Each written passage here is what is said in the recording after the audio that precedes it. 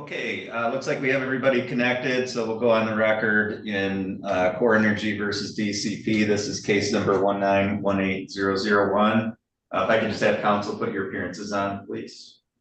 Good afternoon, Your Honor. Tom McCarthy appearing on behalf of Core and the Core entities. Good afternoon, Your Honor. Daniel Quick appearing on behalf of defendant counterclaimant DCP. Okay, this is set as a status conference today. I know that the parties recently, by stipulation and order, extended discovery out through April. So I guess this is just kind of check in to see what kind of scheduling we need to do going forward, or if the council just wants me to set this for another status conference at about that time of close of discovery. Mr. McCarthy, what are your thoughts? Thank you, Your Honor.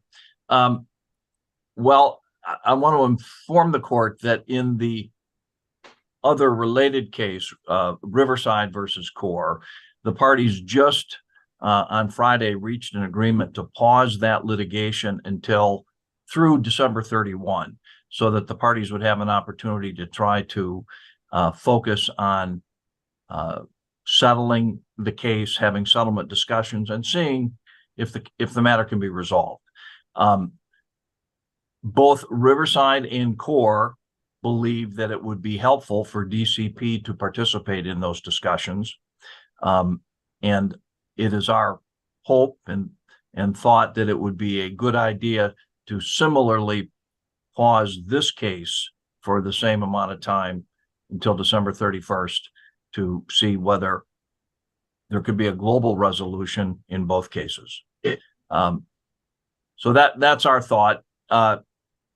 Failing that, then I think what the court has suggested makes sense. Let's have another status conference when we get to the end of, or close to the end of discovery, and see where we are. We've got more work to do if we're going to work our way through all the discovery.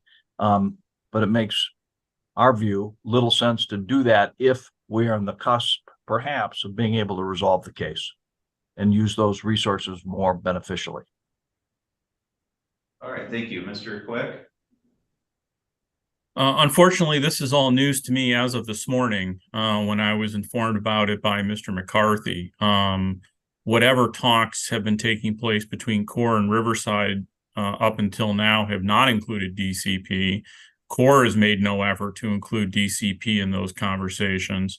I don't mean to suggest that the parties ought not at some point discuss settlement, and of course they're always free to do so, but in terms of pausing the litigation because some deal appears to be imminent or on the cusp of occurring, we haven't been included in that.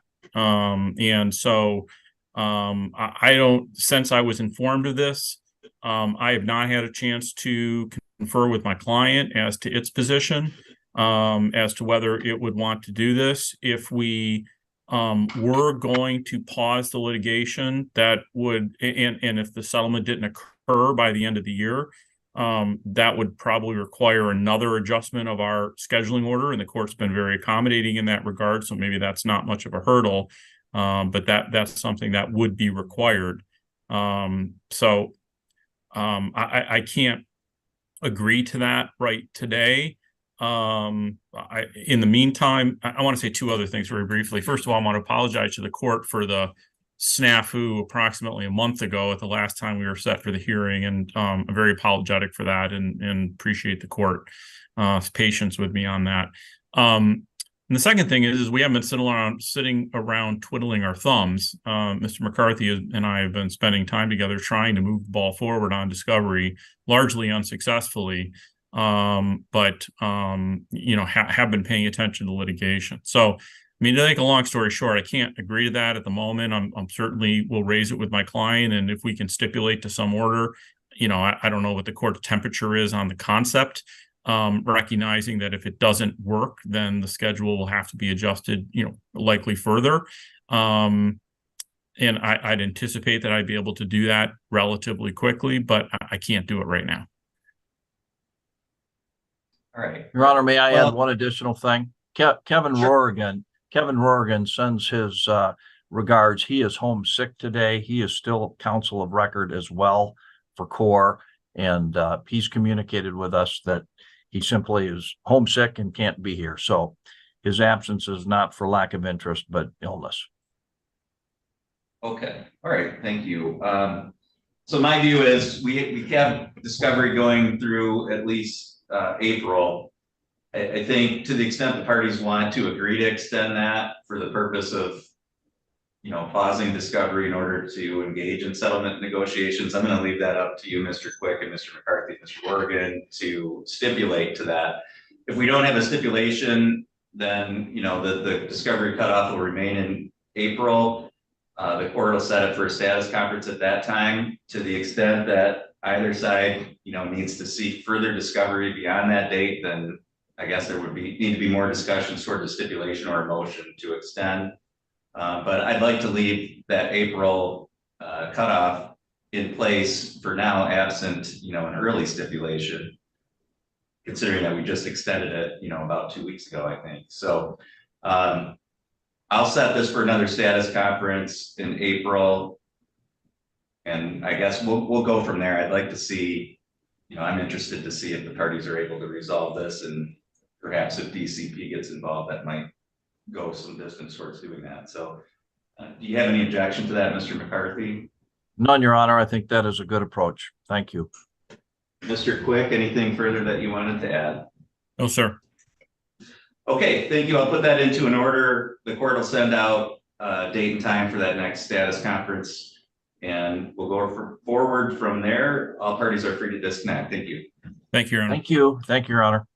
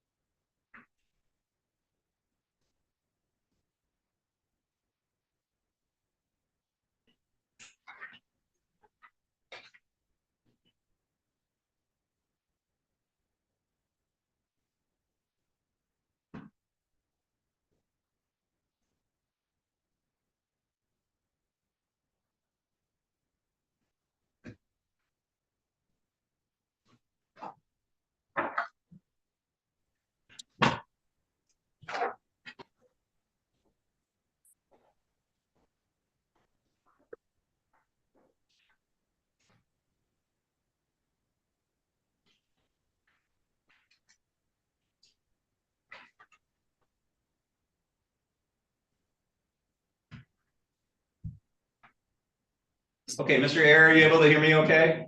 Yes, I do, Your Honor. Good afternoon. Good afternoon, thank you. Ms. Wilson, I think you unmuted and then I muted you right back, unfortunately. Sorry about that.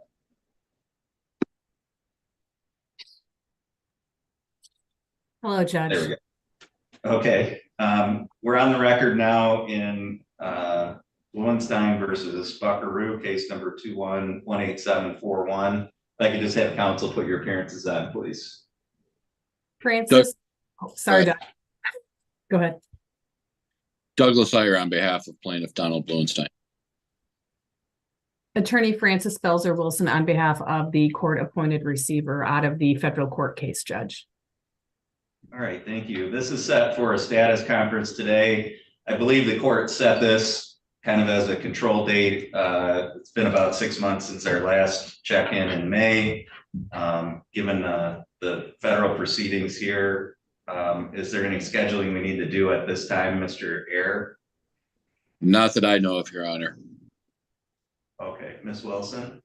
No, Your Honor, the federal court order, which I believe is in your file, Judge, actually requires an injunction and stay of all proceedings related to receivership, real estate, of which this piece of property at the heart of the circuit court litigation is part of the receivership estate, Judge. So in my opinion, no dates. Okay. So I'm just gonna create another control date about 6 months from now. And number one, I appreciate both of your time in signing on today and just checking in with the court on the case. If it looks like ahead of time prior to that next 6 month status conference, if there isn't any change, certainly if you wanted to submit some kind of stipulation to the court prior to that date, we could take that off the calendar. I just need to have a date out there to check in with you, but Right. certainly, I'm open to not forcing you to appear before the court if there's nothing to do. Thank you, Thank- Judge. That in mind. Okay, thank you. That's all for today, and you're both free to disconnect at this time. Thank you, Your Honor. Judge. Have a nice day. Thank you.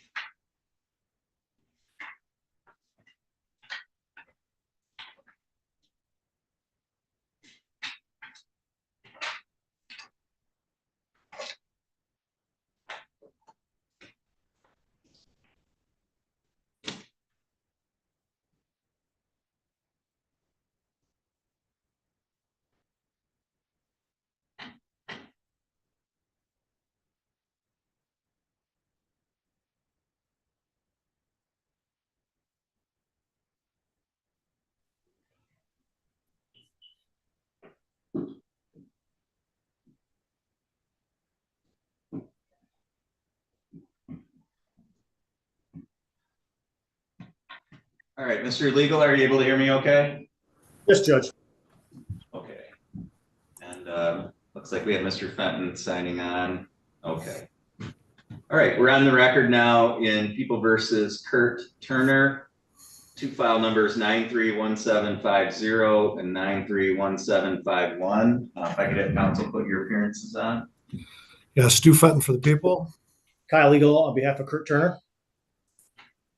All right, this is set for hearing today on Mr. Turner's application to set aside two convictions, one in each file from 1993. I've had a chance to review the files as well as the application. It does appear that the courts received the required reports from Michigan State Police as well as input from the Michigan Attorney General's office, which indicates that Mr. Turner's met the technical requirements.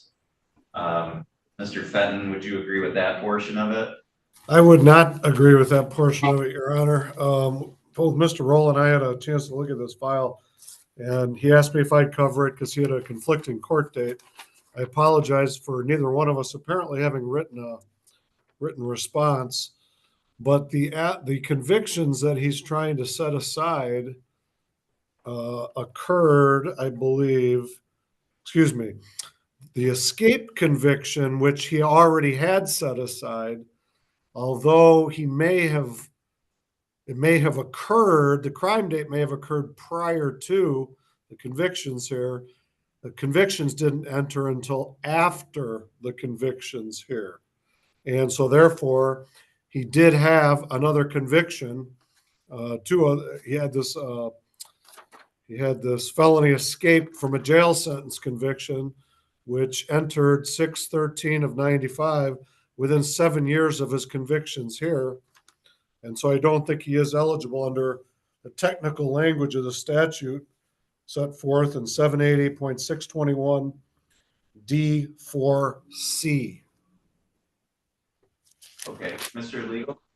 Well, Your Honor, 780.622 addresses that situation, and it says when there's been an entry of an order setting aside a conviction, either the application process or the automatic setting aside of a conviction, the applicant, for purposes of the law, is considered not to have been previously convicted.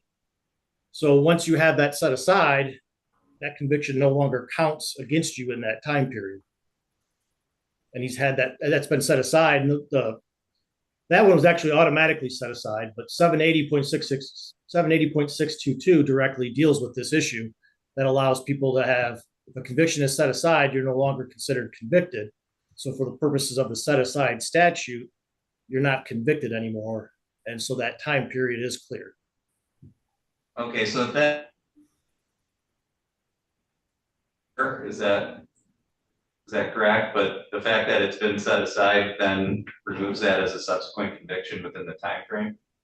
Yes, Your Honor, that's what the statute is. I've been to trainings on expungement and set asides, and that's what always has been what's been shared. And I think that's why the Attorney General says he meets the requirements, because they understand that if it's set aside, it's no longer a conviction that prevents him. They would have had this access to the same records, and if he wasn't eligible, they could have put that in their letter.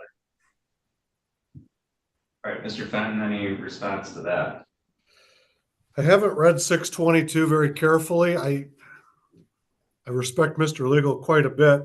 If that's how he's been trained, I guess I would have to read it very carefully. I'd like to do that.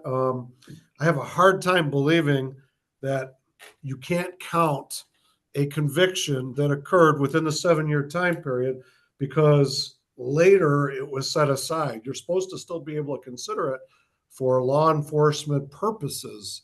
I mean, there's other places in the statute where they talk about that. That's why it's still on his record. It says automatically set aside, but we can still see it. I would think that we would be able to consider it for these type of purposes. So I think we should take a close look at 622. Well, then, Your Honor, 786.23 does tell you what you can consider one that's been set aside for. And it lists several things, and it does not list using it as a conviction for purposes of the set aside statute. All right, well, I guess here's how I'd like to proceed for today's purposes. Number one, Mr. Legal, I do want to hear from your client in terms of the other factors, his behavior and circumstances since the convictions, as well as whether or not it would be in the public interest to have them set aside. I'll get Mr. Fenton's input on that. And then Mr. Fenton, I guess the court would allow for 7 days for anything that you wanted to file with the court in writing in terms of that statute. Mr. Legal, you're free to file something as well if you want on that issue. I think I've got your argument here for purposes of today, but Mr. Fenton sounds like he wants to look at that a little bit closer. Then the court will make a determination. Mr. Legal, I see that you've already provided a proposed order to the court. So after that 7-day period, the court will review the law. Assuming that I find all the other conditions are met here on the record today, if the court finds that isn't a bar to him having him set aside, then the court would grant the order and provide that to you. And if it doesn't, then the court would provide a written order explaining the court's rationale in denying the relief. Do you have any objection to that, Mr. Legal? No, Your Honor. Mr. Fenton? No, I appreciate it. Thank you, Judge. Okay. So, Mr. Legal, then in terms of those remaining factors, I typically don't take sworn testimony, but if you want to question your client or if he wants to make a statement, however you'd like to address those remaining factors. All right, thank you. I'll ask him a few questions. So, Mr. Turner, we're here today to try and set aside a couple of convictions that you had from 1993. How old were you when these convictions happened? I was 17. Okay. And you actually, at some point, there was a probation violation and you went to prison on these charges. Is that correct? Yes. And how much prison time did you serve? It was 2,351 days. Okay. You got out of prison in March of 2000. Is that correct? Yes. And were you on parole at some point? Yes, I was on parole for a year. Okay. And were you discharged from your parole then? Yes. All right. So it's been more than 7 years since you got discharged from parole. Is that correct? Yes. All right. And it is also true that your criminal record now shows that you have no convictions since that time because your other convictions have been set aside. Is that true? Yes. All right. And is it true that you have no pending charges at this time? True. Are you employed? Yes, I am employed Right. at Riverside Energy. Okay. How long have you been there? But since they took over, I've been working for the same company for about 13 years, but same company, Riverside, for 7. Okay. What type of work do you do? Operator for the oil fields for the natural gas. Okay. And you live in Gaylord, correct? Yes, And how long have you lived in Gaylord? all my life. Okay. Did you raise a family here in Gaylord? Yes, part of it was in the UP for a few years, and then we came back here and been raising a family since, and they're all now grown up and moved out. Okay. How many kids do you have? I have 4 kids and 7 grandkids. Okay. Your last contact with law enforcement looked like it was in 2004 for a driving while suspended. Is that correct? Yes. All right. Since that time, have you had any new arrests? No, I haven't.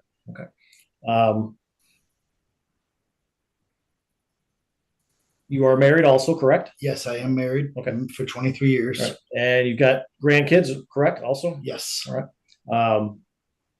What type of things have you ever had to help out with the kids or do anything through school and help them out along the way while they were still in school?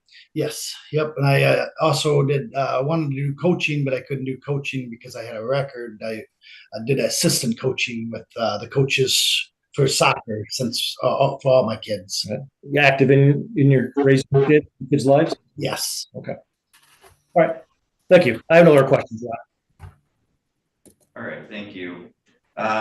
Mr. Turner, are there things that you're, whether it's career related, family, social, recreational, that you want to do, or activities that you'd like to engage in that you're not able to because of these convictions at this time?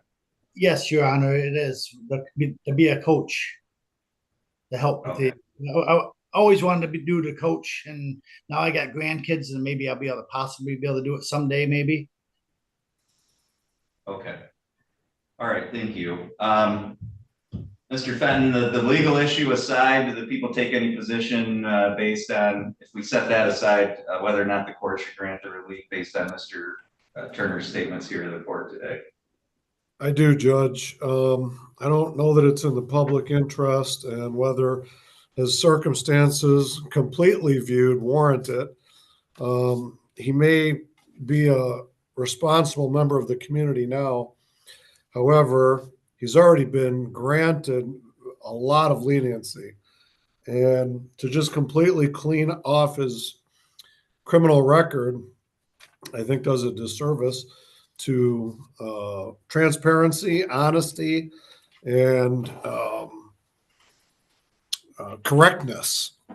So when I say correctness, I mean he won't have a criminal record when in fact he could have had 5 or 7 felony convictions and several misdemeanor convictions. So back at the time in 1993, he had, and if you include 1992, he had 5 felony charges completely. 2 of them were dismissed, 2 forgeries were dismissed, and he was also given delayed sentence status on that felony escape. So that would have been 3 that could have gone away, but because of multiple probation violations, he wound up not only having that felony escape conviction entered on his record, but also, I believe, going to prison for it, along with the 2 other cases that he's trying to set aside today. In addition to that, he's had 2 counts of possession of marijuana, which have now been set aside, and a DWLS, which has been set aside. Now, granted, these were all a long time ago, but in total, that's like 7 or 8 convictions that he could have had. But because of plea bargaining and because of his misconduct, et cetera, excuse me, not because of his misconduct, plea bargaining, and then because of this expungement, liberalized expungement statute, is essentially going to have a totally clean record. And I think that's misleading to the public. I don't think his circumstances back then warrant it. I don't think it's right. And I don't think it does justice to the public. So we oppose it both on legal and factual grounds. All right, thank you. Mr. Legal, anything on behalf of your client? Well, Your Honor, he served a huge penalty. He went to prison for numerous years when he was 18 years old. So, Mr. Turner served a major penalty in these matters, which are now 30 years old. The incidents at issue when he was 17, there were some 16-year-olds involved also. The 16-year-olds were at that time considered juveniles, and he was not at 17. So he suffered some serious consequences, went to prison. And again, 30 years have passed. 20 of those years almost now have been completely crime-free. And when he committed these crimes, he was 17, which nowadays would no longer be considered an adult. So I think he certainly had a major impact on him. He's changed his life around. He's been actively employed, raised a family, and stayed out of trouble for almost 20 years. So I think he does meet the requirements, Your Honor. All right, thank you. I did have a chance again to review the files prior to today's hearing. And actually there were some transcripts of hearings from some of the probation violation proceedings that arose out of Mr. Turner's conduct while he was on probation, which I don't have in every file, and it gave me an opportunity. I read through those. It gave me a little more insight into the circumstances of these two files, as well as Mr. Turner's conduct while on probation. So the court's pretty well versed on what happened in these two circumstances. Of course, through his criminal history, the court could see what happened subsequent to this.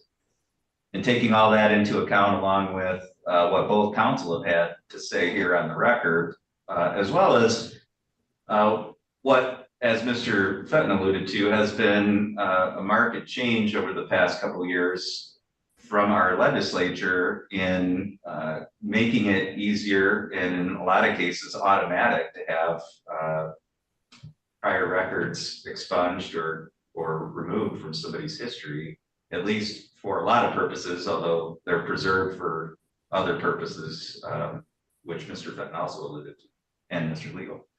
But the court has to view this relief in the context of the legislative changes that have taken place as well. So taking all of that into consideration, looking at the age of these convictions, which even the more recent one, which was a traffic related conviction, is almost 20 years old.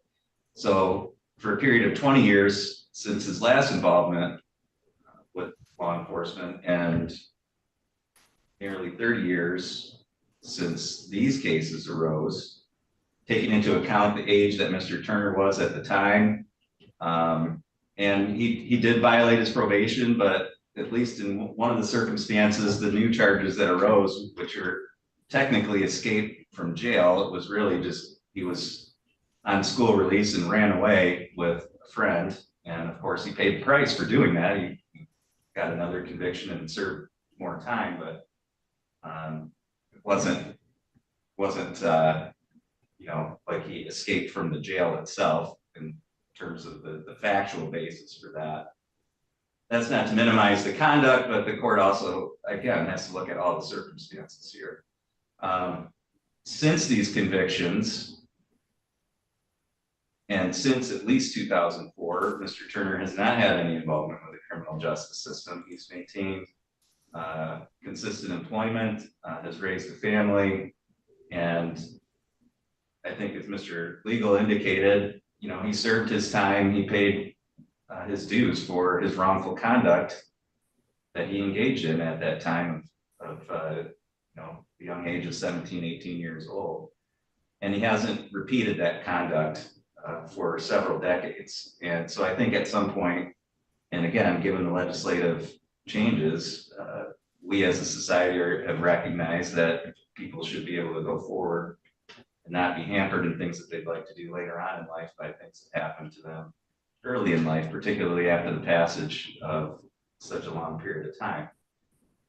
So the court finds that Mr. Turner's behavior since these convictions were entered does warrant having them set aside. In terms of the public interest, again, Mr. Turner has served his time on these charges.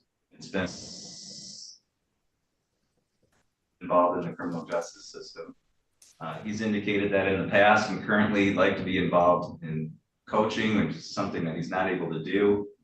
In my view, as a community, we have an interest in having adults be coaches. It's something that's lacking, and you know, as a parent, we always need more help with coaching, keeping kids involved, getting them off their devices and getting them out in the outdoors doing things. So to the extent that Mr. Turner wants to do that and isn't able to, I think be in public interest, given the opportunity to do that.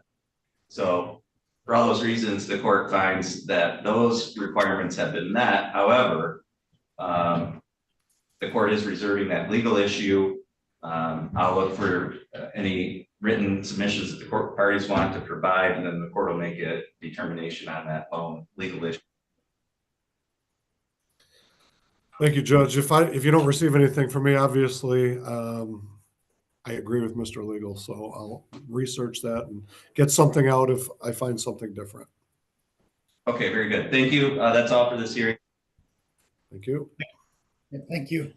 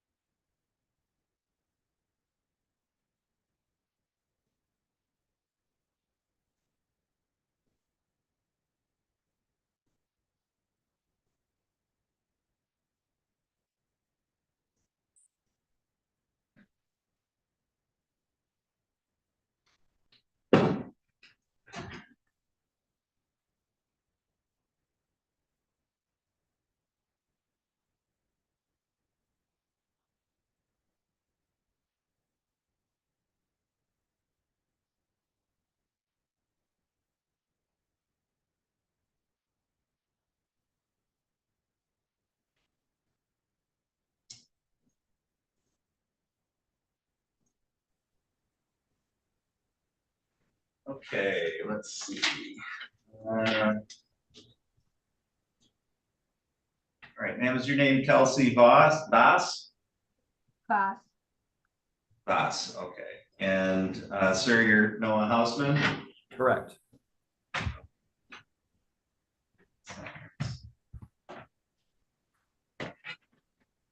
All right, we're on the record in Voss versus Hausman. This is case number 2319413. The record should reflect that both parties are present today by Zoom video. I have this set today for entry of a judgment of divorce. Ms. Voss, is that how you wanted to proceed today?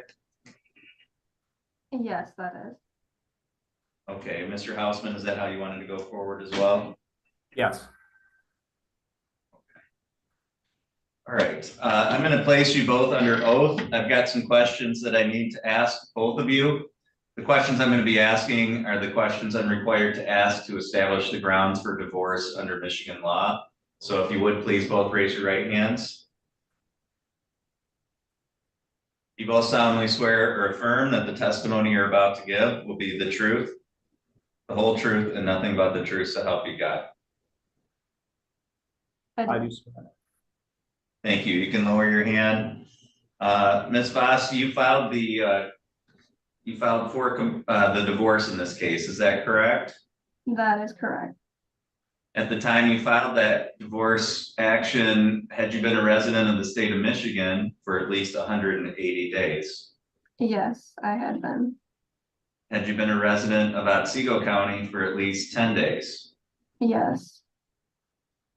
In the complaint for divorce, there's a statement that indicates that there's been a breakdown of your marriage relationship such that the objects of matrimony have been destroyed and there remained no reasonable likelihood that the marriage could be preserved. Was that true when you filed the complaint? That was true. Does that remain true today? It does. Are there any children who are under the age of 18 that were born to or adopted by you during the time of the marriage? No, there are not. Are you currently pregnant? I am not. Under the proposed judgment of divorce, you would not be receiving any alimony or spousal support. You understand that you would be waiving that forever and that you would not be able to come back later and ask the court for that. Yes, I do. And In terms of any personal property, the two of you have already divided up that property between the two of you, is that correct? That is correct. Okay. And then there's some real property on Badgley Road in Vanderbilt, is that correct? Yes, Okay, and based on the judgment of divorce, that's not gonna be divided up or awarded to either of you, and you're both gonna continue to be responsible for that property, is that correct? that is correct. Are there any other matters relating to the division of any assets or debts of the marriage that remain for the court to decide? There are not. Mr. Hausman, have you heard all the questions that I've asked Ms. Voss? Yes. Have you heard all of her answers? Yes. Do you have any reason to believe that any of the answers she gave were untrue? No. Under the judgment of divorce, you also would not be receiving any alimony or spousal support. You understand that you also would be waiving that forever and would not be able to come back later and ask the court for that. I understand. And do you agree that in terms of the property settlement, that there are no issues remaining for the court to decide between the two of you? I agree. Okay. The court finds that the statutory grounds for divorce have been met by the testimony of both parties. The court will grant the divorce. I've signed that judgment. Ms. Voss, do you have any questions at all? I do not have any questions. Thank you, Mr. Hausman. Did you have any questions at all? I do wonder if there is any next steps, but besides that, no. The only other thing is if you wanted to have a copy of the judgment for your records, then you can get that from the clerk's office here at the courthouse downtown. Okay. Okay, thank you. That's all for today, and all parties are free to disconnect at this time. Thank you, Judge. Thank you, Your Honor.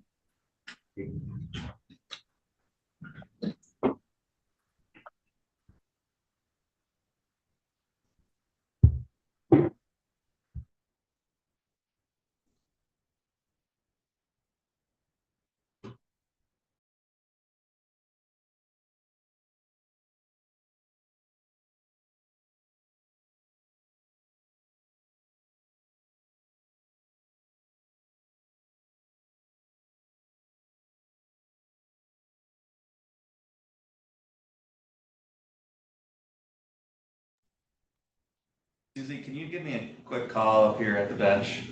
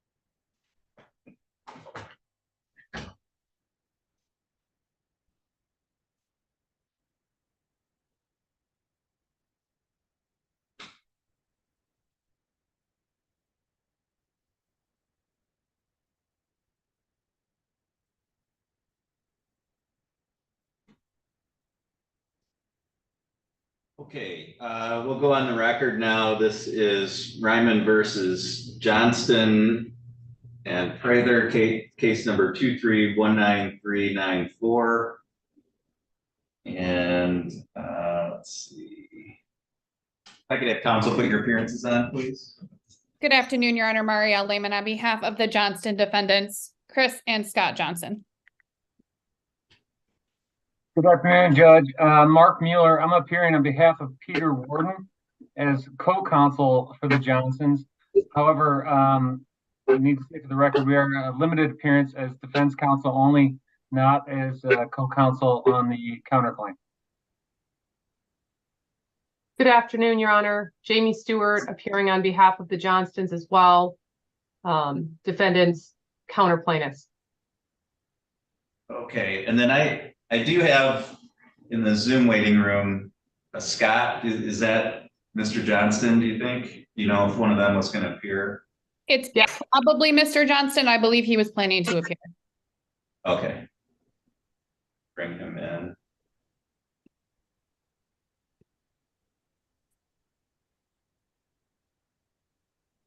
Okay. All right, so this hearing was set for 2:15. I don't see the plaintiff, Mr. Ryman, in the Zoom waiting room. It's now 2:23. So I do want to go forward with the hearing today. This was set for a couple motions on behalf of the Johnstons, as well as a pretrial scheduling conference. Ms. Stewart, are you the one that would be handling the motions? I think they were both filed. No, okay. They were filed by me, Your Honor, Ms. Lehman. And for the record, Mr. Riemann did text me and indicate that he was going to try to log on. I don't know if he's been successful in that, but he did text me that he was going to try to log on, Your Honor. Okay. Why don't we just take a couple minutes here? I don't see him logged on yet. I want to give him a fair chance to join in the hearing here. So let's take about 5 minutes. I'm just gonna back out for right now. And counsel, if you just want to mute yourselves and turn your cameras off, and we'll come back on the record at 2:30. Thank you. Thank you, Your Honor. Thank you, Judge.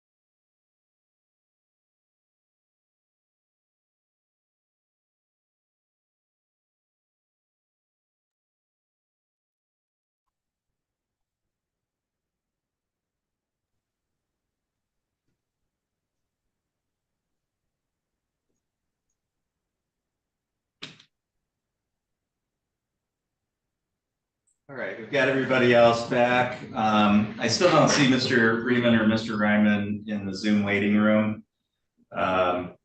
So I guess what I'd like to do for purposes of today's hearing, and I'll hear what council has to say as well. I don't think I can go forward with a motion hearing. I think that, however, we could set some dates going forward in terms of the pretrial scheduling.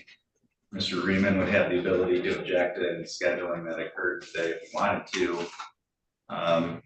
But council, do either of you have any objection to proceeding in that way? Your Honor, I would object. I would like to proceed with the motions today. Mr. Riemann texted me at 2:16 p.m. to ask me what time the hearings were. He asked if it was at 2:30. I advised him the pretrial was at 2:15 and the motion hearing was at 2:30. He then indicated at approximately 2:16 or 2:17 p.m. that he was attempting to log on. I have not received any correspondence since then that he's having difficulty logging on. So I would suggest and request that we proceed with the motion hearings today, Your Honor. He did file a response that he served me with that he provided to me via email at 2:07 p.m. this afternoon, which I have reviewed. Okay, Mr. Miller or Ms. Stewart, do either of you have any input? Your Honor, I would defer to co-counsel and also indicate that Peter Warden did send me that same response, and it indicates it was received at 2:07. And Your Honor, the only thing I would add is I am aware, while I just filed an appearance in this case, I am aware that this hearing date was the first available hearing date and it was scheduled some time ago. It could have been as much as maybe 6 to 8 weeks that council has been waiting to proceed on this motion. So I would concur council's request to the court to proceed with the motions today. All right. Let's address the issue of scheduling first in terms of how we want to go forward with that. Council, and one question I have as well, nobody's filed an appearance on behalf of the Prathers or Prathers. They are not appearing today either. They're not present. Council, have any of you had any contact with them? Do you know whether they're planning on contesting this or? Your Honor, I don't believe that they were ever served. In reviewing the Register of Actions, I don't see that they were ever served with anything. So I don't know what their intentions are, but I don't know that they were ever served just on my review of the Register of Actions. Okay, all right. In terms of scheduling going forward, are there any particular timeframes that any of the three of you would like to request in terms of discovery or dispositive motion cutoffs, mediation, and so forth? Yes, Your Honor. As far as discovery, we are requesting a fairly lengthy discovery period. And part of the reason is because the discovery in this case and any expert analysis would require reviewing and evaluating the properties involved. Because it is the holidays, because there will be snow falling soon and has fallen already, it could make the experts' evaluations more difficult, if not impossible. So we are requesting an extended period of discovery, 180 days if the court will allow it. All right, Mr. Miller or Ms. Stewart, do either of you have any objection to that? No, Your Honor. I concur, Your Honor. Okay, so we'll set 180 days for discovery.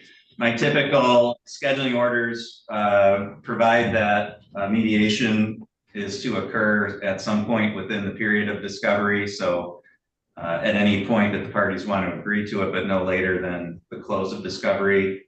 Does anybody have any objection to that? None, Your Honor. None, Your Honor. No, Your Honor. Okay. Okay, and it looks like we have Mr. Freeman signing in now, so hold on one second.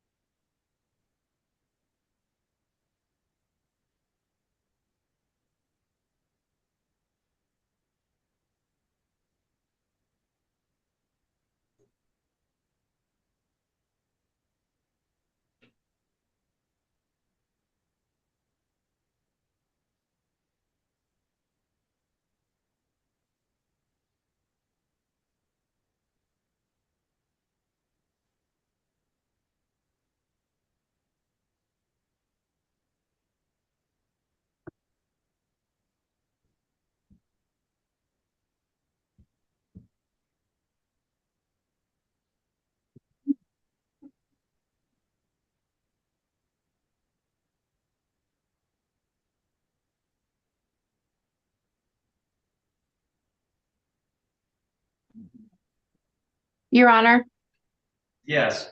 Mr. Ryman just called and he's having trouble connecting with the Zoom number, so we provided him with the phone number to call in. Okay, thank you. You're welcome.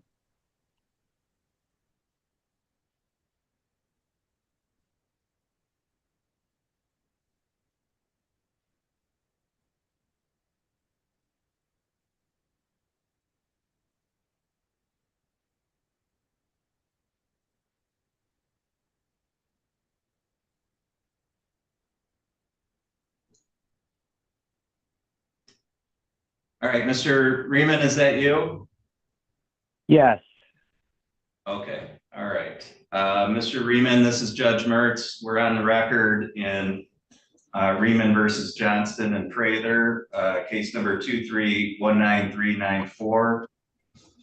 We've been waiting since about 2:15, so we got started with some pre-trial scheduling. Where we're at right now is 180 days for discovery with mediation to occur sometime within that time frame. Do you have any objection to that? No. Okay. Judge, I apologize, by the way. I'm still just spinning on the connecting. It's gone in and out a couple of times, but I've been on it since before 2:15. I just can't hook up out here at the lake. I don't know. Okay, well, we've got you by phone, so that's good. We can go forward then. In terms of further scheduling, typically the court orders that any dispositive motions, that there's a cutoff for that at 30 days following the close of discovery. Mr. Riemann, do you have any objection to that? No. Defense counsel, does anybody have any objections to that? No, Your Honor. No, Your Honor. And then typically what I do is simply set it for a status conference at about 180 days to close a discovery. By that time, the parties have had mediation. If we don't have an agreement, then the court discusses with all parties further scheduling beyond that. So I'll set this for a status conference at the close of that 180-day discovery period, or when there's dispositive motions, whichever is later. Your Honor, just for clarification, is that the dispositive motions filed and heard within that 30 days? No, just filed. Thank you. All right, Mr. Riemann, in terms of scheduling going forward, are there any other dates that you wanted to address for that? No. Ms. Lehman, any further dates from your side? None, Your Honor. Mr. Mueller? No, Your Honor, thank you. Ms. Stewart? No, Your Honor, thank you. Okay. All right, so that resolves the issue of the scheduling. Turning next to the issue regarding the default. So what I have from the defendants is a motion to, I think it's styled as a motion to strike the default in this case. I have had a chance to review the file, and I'll let both sides argue this, but looking at the file, Mr. Riemann, you filed a notice of entry of default, and you served that on the defendants. But the clerk in this case never actually entered a default. And so it's my view under the court rule that, you know, the clerk's the one that enters the default. So I don't even know that we have a default entered in this case. So what's your argument on that? I have a entry of default that I filed on September 5th, and the court is required to enter that by the court rule. There's no discretion. But nevertheless, when I did attempt to file that, the clerk said that she would like to review it and take some time to look that up with her or discuss it either with her supervisor or the court. So there was a period of a couple of hours where that was pending, and I contacted the court later, or the clerk's office later, to see where they were at, and she said they were going to go ahead and enter the default. based on the court rule and the verified affidavit that I filed supporting it directly under the rule of the court rule, or under the language of the court rule. And I came back and they filed it and returned it to me. I had left it with them. And Judge, I don't know what you mean you don't have an entry of default. I do understand that there is a court form that's suggested that has a spot for the court to sign it. But as you know, I'm sure the court rule does not require the court clerk to file it. There's no discretion. They're required, the rule says they must file it if it is either supported by something they're aware of that would permit the default entry, or if it is verified, as I did, and submitted the affidavit. So that was the entry of default that I presented to the clerk. I came back 2 hours later after I called and they said they would enter it. I picked it up. I then filed a notice of entry of default along with the entry of default and served that under the court rule on counsel for defendants. So I think that's the proper procedure. I know there is an unpublished case that calls that into question. I also know that this is how, I believe this is how things have been done in terms of entry of defaults for all time before it. The Supreme Court declined to hear the case. It was not, they declined to publish it. The Court of Appeals declined to publish it. So it's really hanging out there. But I don't know if the court doesn't enter defaults like this. I'm not that familiar with this court, but I had practiced for 25 years previously in civil litigation, and I probably entered 100 of these entry of default exactly like this, and it was never called into question. And there's no case law that would say this is not the proper way to do it. And the clerk's office has no discretion. They must enter it. If they didn't enter it, that's on the clerk, not me. So that's my response to that part of it.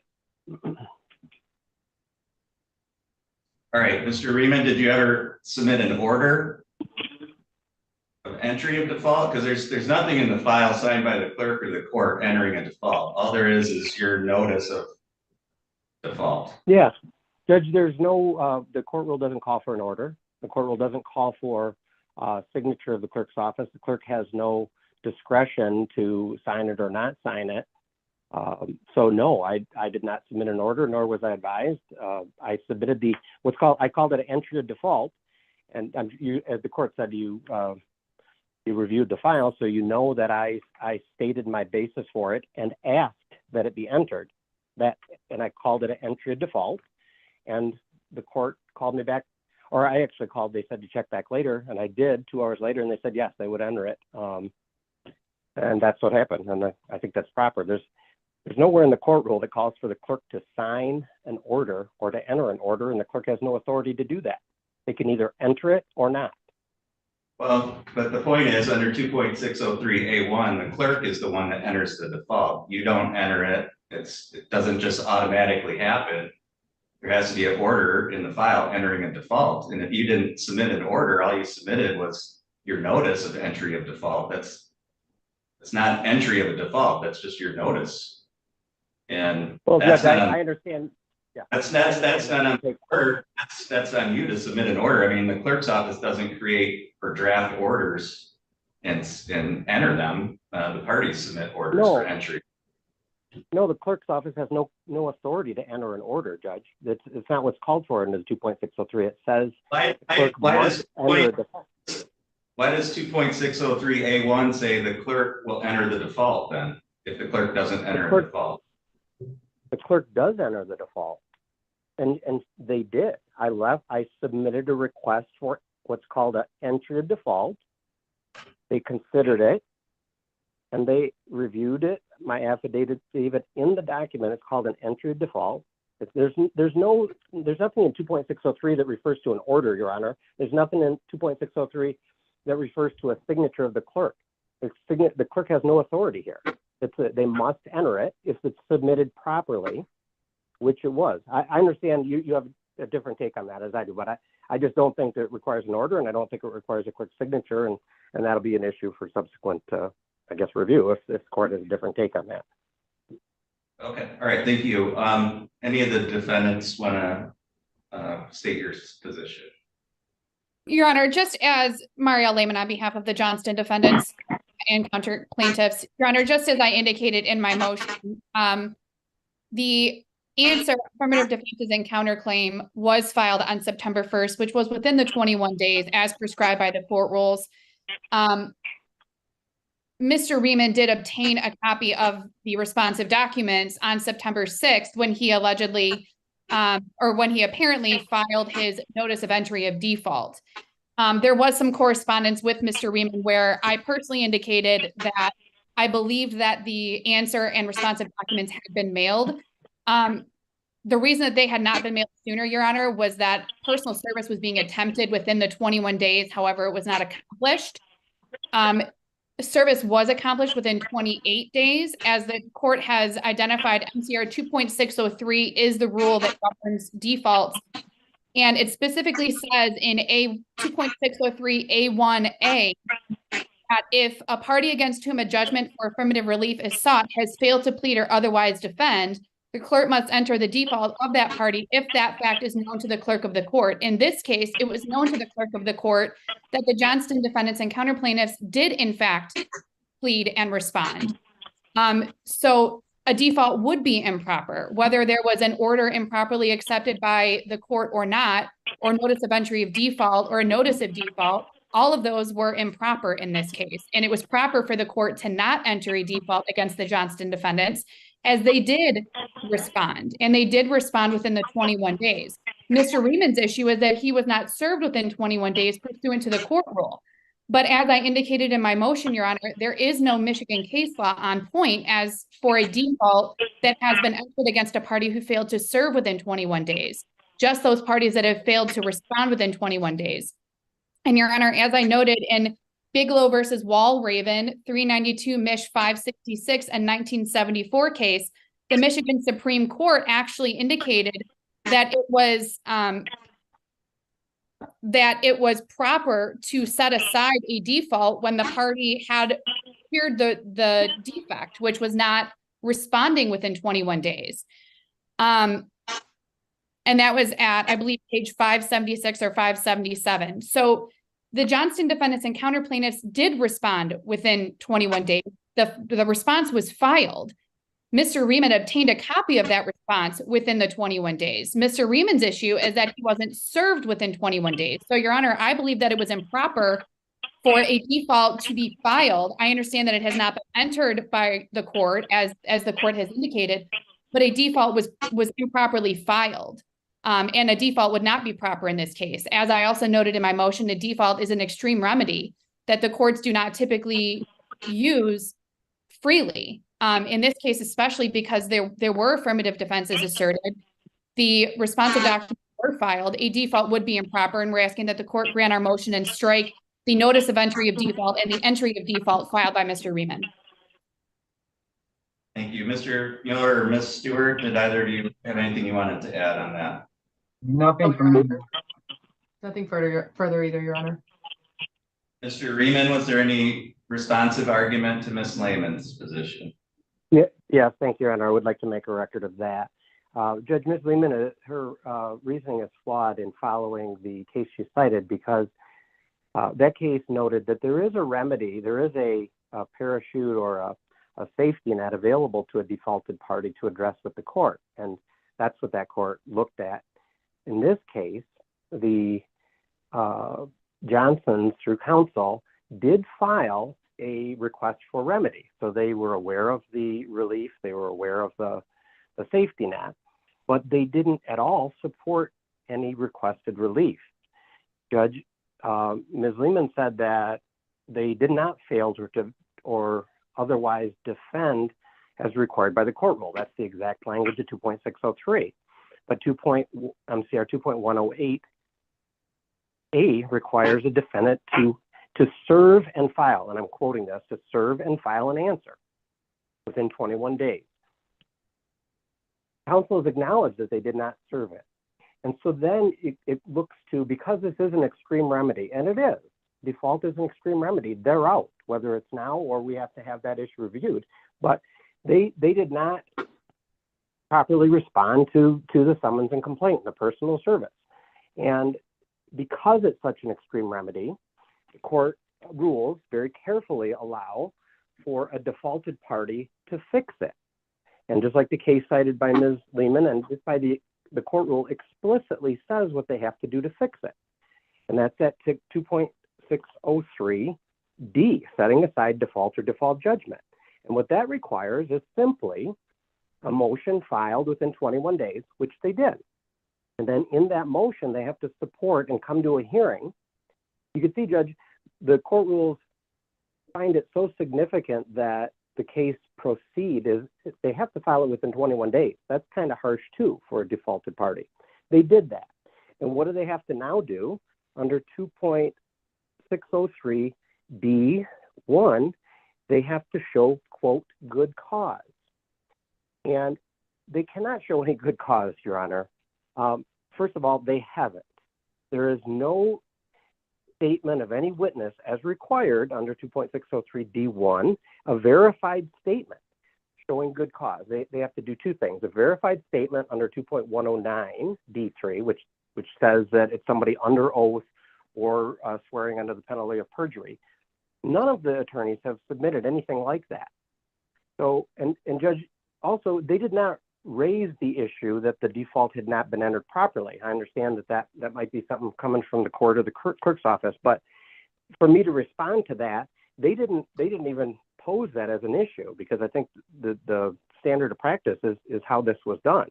But if you look at what could possibly be good cause for not serving the plaintiff, all they had to do was submit it, put it in the mail.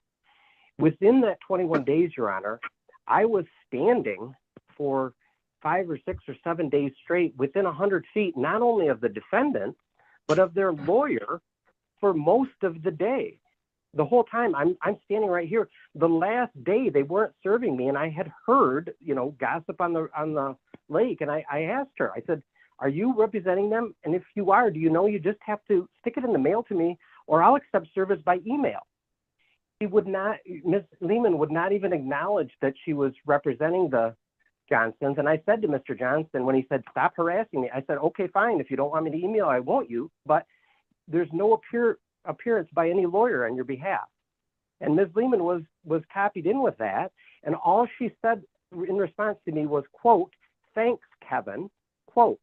Now, we've been friends for a long time, as long as they've been up here on the lake. And I took that to mean, look, you're hearing wrong. I'm not involved.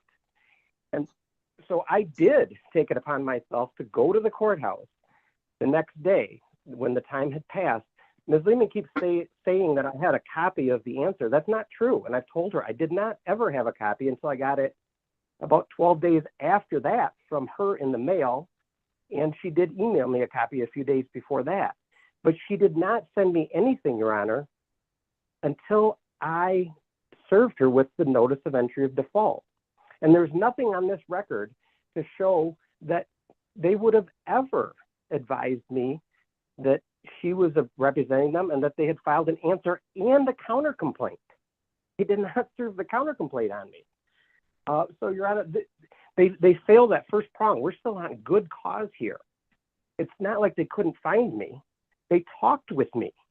In fact, on the 21st day, I was taking my boat out, and I know we're going to come up with an issue here about her mom and dad want a protective order. They borrowed my boat. It was my last contact with them. So this is just total nonsense out of them.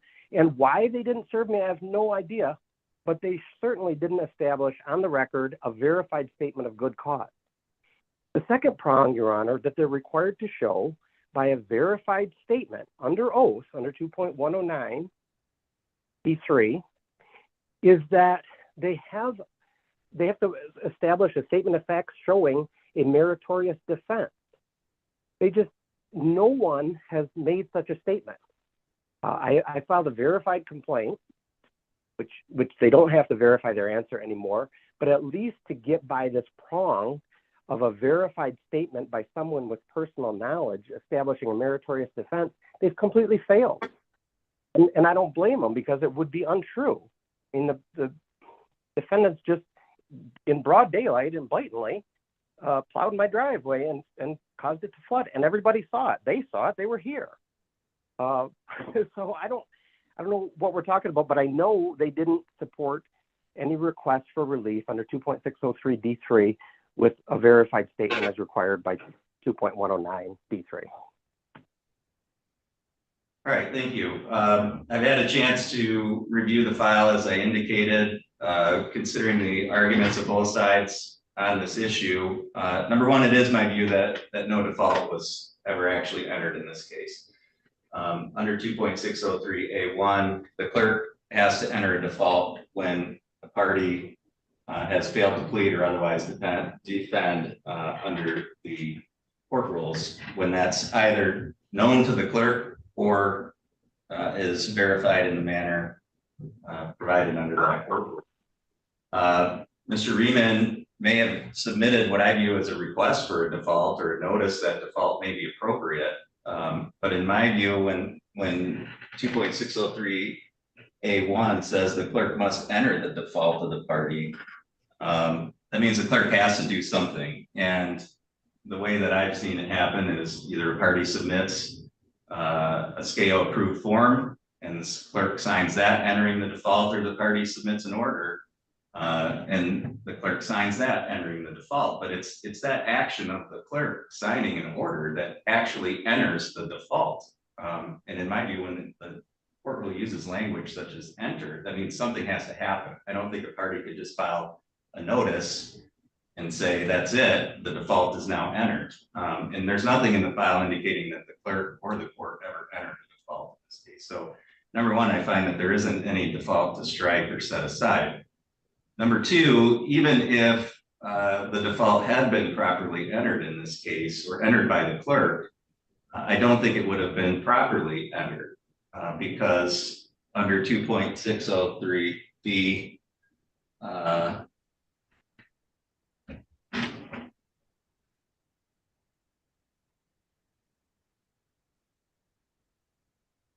under 2.603B, the court has to find that party has failed to plead or otherwise defend. And in this case, there's no question that the answer was filed within the time limit provided.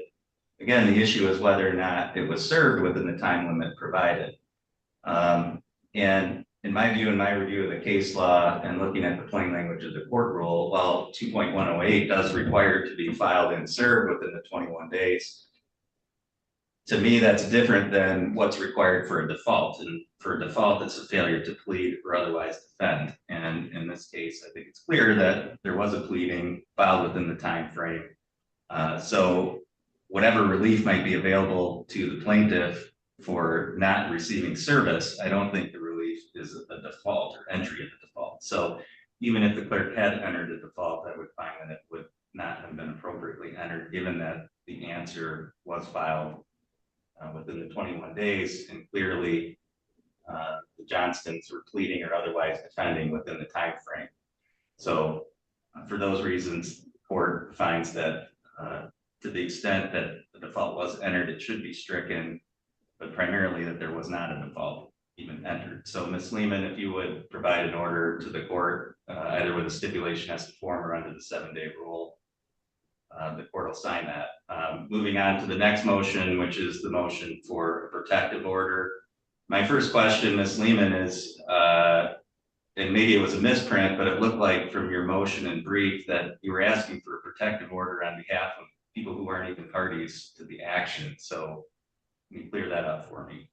Yes, Your Honor, that is actually correct. Mr. Riemann, as he indicated in his response to my arguments in the motion to strike the entry of default, Mr. Riemann indicated that we do know each other outside of this litigation. He also knows family members of mine, including my husband. When Mr. Riemann learned of my involvement in this case, he began to text myself, my husband, my mother-in-law, my father-in-law, and also the Johnston defendants and counter plaintiffs. In those texts, Mr. Riemann made a number of statements that were received by my family members as him threatening to make them parties and threatening to sue them or threatening to take action against them. As this court is well aware, it would be improper for a party or an attorney to text potential witnesses and make any sort of threatening statement, whether they're witnesses for themselves or witnesses for somebody else.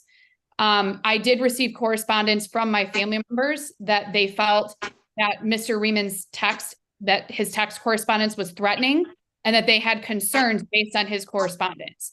That's the reason that I filed the motion, Your Honor. Mr. Riemann may not like that I'm involved in this case, but I feel that it is incredibly improper for Mr. Riemann to send text messages to anyone that he believes may be a witness, and that those text messages be any sort of threatening, whether he intends them that way or they're received that way by the recipients. So yes, Your Honor, you did read that correctly, but I'm asking for a protective order for people who are not parties to this case based on Mr. Riemann's prior correspondence. All right, Mr. Riemann, your response to that? Yes, Judge. And I just want to put a little context to this. So I've known Marielle Lehman, the attorney in this case, her in-laws is who we're talking about, since about 1995 when I sold them their first property up here on the lake. And then we were neighbors and friends. I asked them to come and join the board of directors with me, and we had breakfast and coffee regularly in my house, which was just kitty corner from their house. That's going back 30 years. My last probably 10 contacts with them, the very last one was them thanking me for letting me borrow my pontoon. Before that was a request for a pontoon. Before that was an invitation to a bonfire, which they accepted and attended. Before that, they asked me to do a game night at their house, which I attended. We've never, ever once had anything other than a friendly, very, very social and good friend communication. So if they would like me to not communicate with them, I won't, and I haven't. The only reason they were added to that text, Your Honor, was because this has become very gossipy around here, and it's very inappropriate for Ms. Lehman to be acting as a lawyer in this. She's directly involved. She and her husband are directly involved in the allegations. I'm trying to leave them out of them as much as possible, and I will, but there was nothing stated to their parents. It was simply they were included. And Judge, that wasn't unusual. My last communication with Marielle and her husband and their parents was a few months ago when they expressed how upset and sad they were that I was leaving the lake. I had not blamed the Johnstons or made any libelous or slanderous statements. I just simply said, you know what, it's time for us to leave. If somebody wants my place, I'm going to have it up for sale. And then her parents or her in-laws responded how upset they were at that. And they subsequently contacted my girlfriend to discuss that. There's never been anything bad. They never responded in a bad way. They were only included because I didn't want them or Marielle's husband to think I was contacting Marielle in a way that was not fair. And frankly, I just wanted to know if she was representing the Johnstons and let her know if she is. I think it's a bad idea because of her personal involvement. And they have stated that she's a material witness in their initial disclosure. So it's just preposterous that she'd file an appearance. But I just didn't want her parents or her in-laws to think that I was asking her something that I shouldn't without them knowing. So I was including everybody, include her husband. And if they don't want me to contact them, I won't, and I haven't since. Thank you. All right, thank you. Thank you. Mr. Mueller or Ms. Stewart, do either of you take any position on this? I have nothing to add, Your Honor. I concur in the motion, Your Honor, but nothing further to add. All right, Ms. Lehman, it's your motion. Any response to what Mr. Riemann stated? Your Honor, I included the language of some of the text messages that were received on that thread. One of them is on page 2, paragraph 6, sub A. I don't know what has gotten into you and your husband. Sub B, you will also be brought in as a party now, as well as your husband, as I'm sure you would have known by getting involved. Sub C, if you have made the very poor decision to get involved. And sub D, wow, this just got really interesting. So, Your Honor, while Mr. Riemann has alleged and claimed in his response that he was not directing his text messages at anyone, but he will cease communicating with people I do believe that those texts, as the court can likely see, were not just friendly texts to make sure that everyone was aware that Mr. Riemann was communicating with me and what he was communicating about. It's also very clear that those texts were sent because he learned, or at least believed, that I had become involved in this case, and those texts were sent as a direct result of that. So, Your Honor, I continue to ask for the relief sought in my motion. Thank you, Your Honor.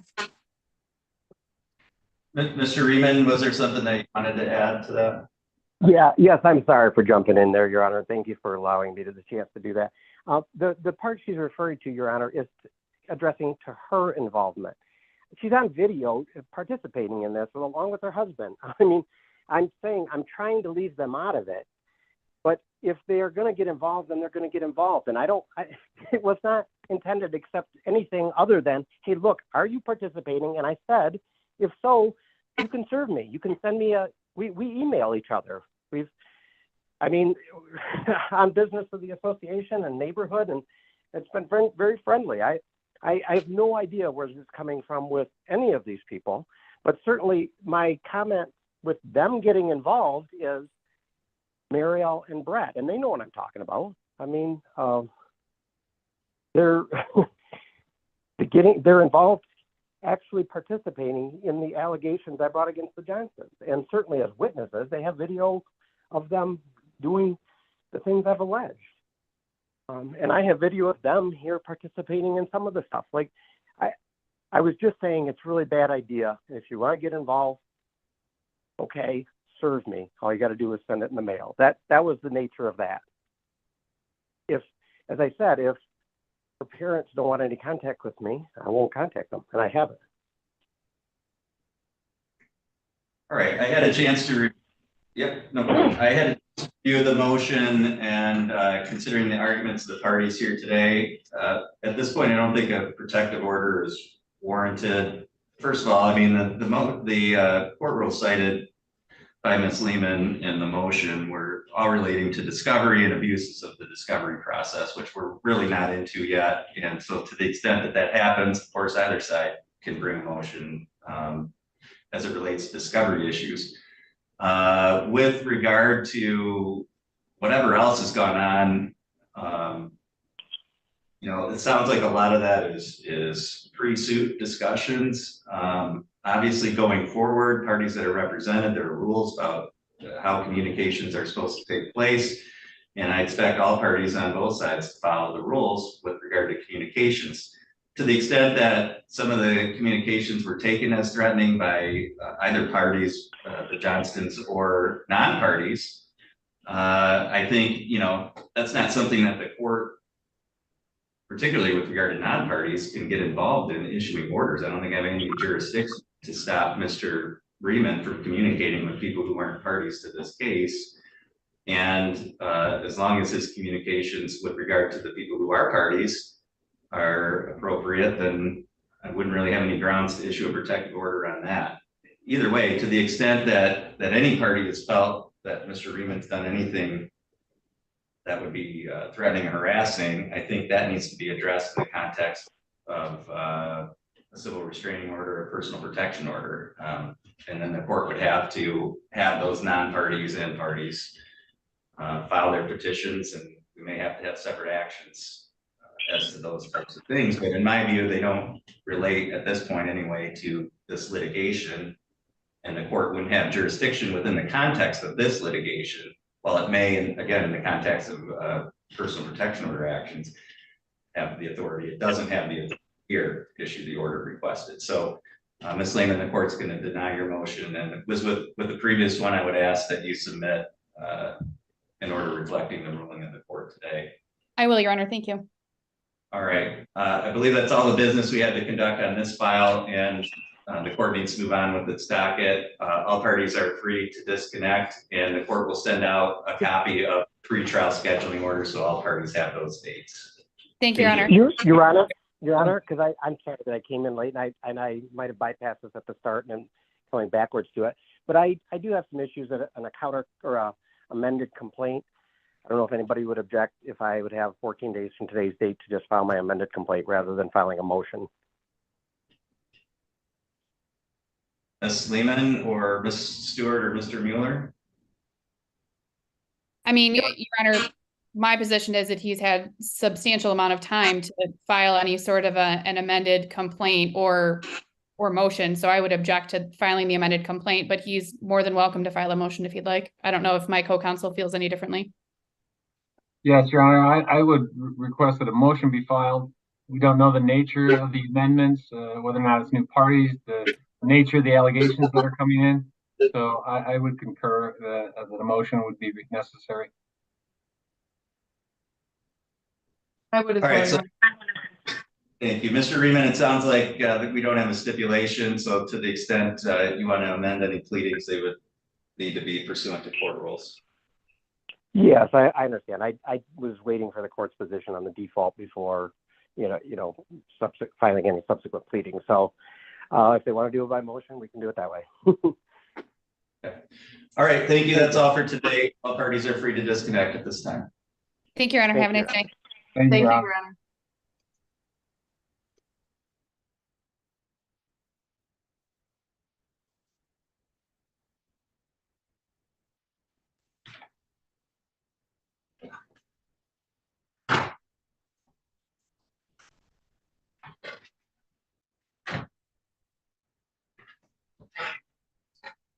Okay, Ms. Stutzman-Coy, are you able to hear me okay?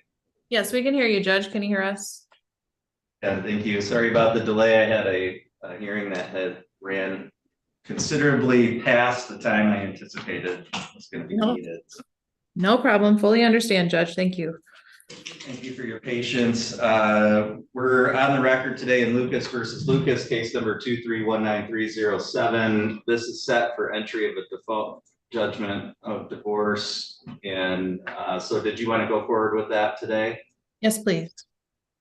Okay, this was set for hearing at 2:45. It's now almost 3:15. I do not see Mr. Lucas in the Zoom waiting room and haven't seen him. I do note for the record that he was properly served with the summons and complaint, that he did not file an answer, and that he was properly defaulted and provided with notice of the date and time of today's hearing. I'm also in receipt of a proposed default judgment of divorce. And so, Ms. Lucas, if you could raise your right hand, please. Do you solemnly swear or affirm the testimony you're about to give will be the truth, the whole truth, nothing but the truth, so help you God? I do. Thank you. You can lower your hand, and Ms. Stutzman-Coy, if you want to proceed with proofs, please. Thank you, Judge. Ms. Lucas, would you please state your full name for the record? Sharon Marie Lucas. And you are the plaintiff in this divorce proceeding? Correct.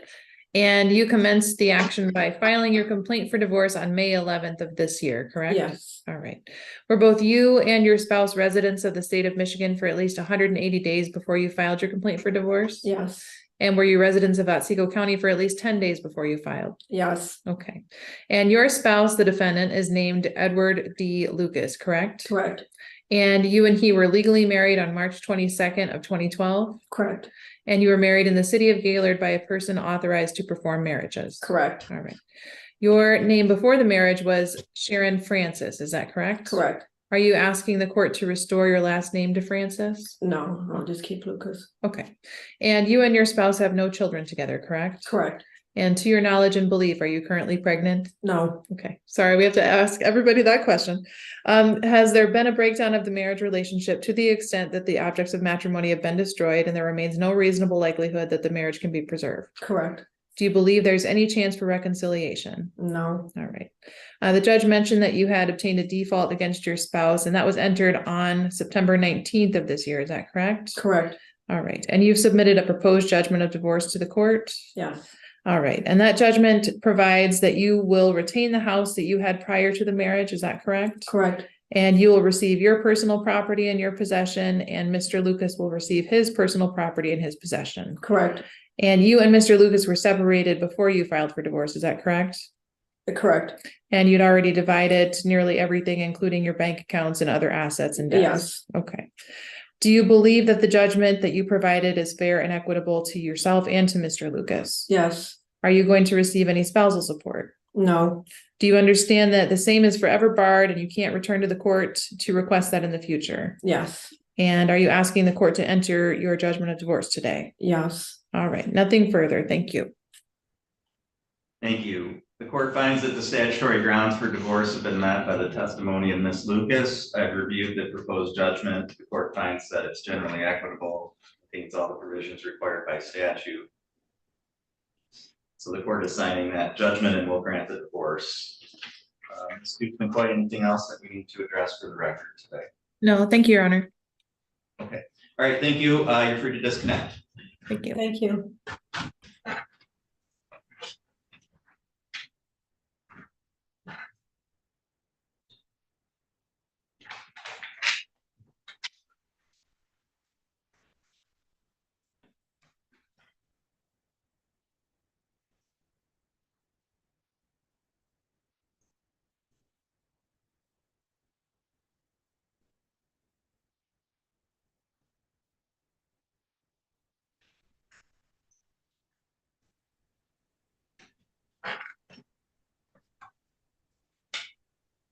Okay, we've got counsel connected. We'll go on the record in, let's see. This is Linda Strong versus Robert Breed, case number 2319402. If I could have counsel put your appearances on, starting with plaintiff, please. Keith Serlin for the record. Good afternoon, Judge. Elliot Blumberg on behalf of the defendants. All right, thank you. This is set for a scheduling conference in this matter today. Mr. Serlin, can you just tell me a little bit about your claims in this case and what you think that we need to do in terms of scheduling to go forward? Yes, Judge. This is a straightforward claim based on the defendant's shed being on my client's property. And we're asking for either it be removed or to pay damages and leave it there. Okay, what do you want to do going forward in terms of scheduling? Do we need any discovery? Should we set this for some early mediation perhaps? What are your thoughts? Because it's equitable in nature, I don't think mediation would be necessary or appropriate, Judge. I think perhaps this scheduling order should be set more toward what the defendant needs than more toward what we need. Okay, Mr. Blumberg? Well, Judge, there are multiple claims brought in this action, some of which are equitable, some are asking for money damages. So I think mediation would be appropriate, but certainly we need some time for discovery because we believe that there are some affirmative defenses that might result in a dismissal of much of the claims. Okay, how much time would you want for discovery? I'm thinking my clients are down in Florida now, so I'm thinking 120 days would be appropriate. Mr. Serlin, any objection to that? No, Judge, that's fine. Okay. All right. I'm going to ask that the parties participate in mediation. I understand that, you know, there's some equitable claims. I do think it sounds like there's some possible claims for damages, but even with the equitable claims, if this involves a shed, it's on the wrong property. I mean, to me, that sounds like something that a mediator might be able to help the parties reach some common ground or some kind of resolution on. So if we have 120 days for discovery, the court will order that within that period of discovery. Mr. Serlin, do you want to do this with a trained, you know, facilitated mediator, an attorney mediator, or community mediation? What are your thoughts on that? Oh, haven't really thought about it, Judge. What do you think, Elliot? Well, I think we probably would have a better chance of resolving this with a lawyer mediator. I think both sides can probably afford it, so that would be my choice. Okay, any objection to that, Mr. Serlin? And no, Judge, that's fine. Okay, so we'll set it for facilitated mediation. If the parties can agree on a mediator, notify the court. If you can't, then the court will select a mediator pursuant to the court's pretrial order, which I'll send out to all the parties. Is there any objection to having dispositive motions a cutoff? So in other words, parties can file them at any time, but no later than the 30 days after the close of discovery. Any objection to that? No, Judge, that's fine. That's fine. Okay. And then what I'm gonna do is set this for a status conference, around that, motion cutoff period. And we'll see whether the parties were able to get any closer to mediation, resolve it. We'll have motions heard, and then we can see where we go from there. So the court will set a status conference at that point. Mr. Serlin, on behalf of plaintiffs, any other dates that I can address for your side today? The only thing I would ask, Judge, is that if there's a trial date, maybe I'm getting ahead of myself, but I am semi-retired and spend most of my winter in Florida. So would ask that any attended court dates not happen until after May 1. Okay. Mr. Blumberg, anything further from your side?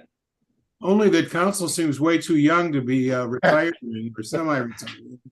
Somehow I'm still working, and no, that's fine, Judge. That's quite all right. Good. All right, I will put all of that into pre-trial order. We'll get that out to the parties, and we'll go from there. Thank you. That's all for today. You're both free to disconnect at this time. All right, thank you, Judge. Nice to see you, Elliot. Nice to see you. Judge, this is the 315 one next. I have one more. Looks like yes. We have one other party in the waiting room here, so 1 second, let's just see who this is.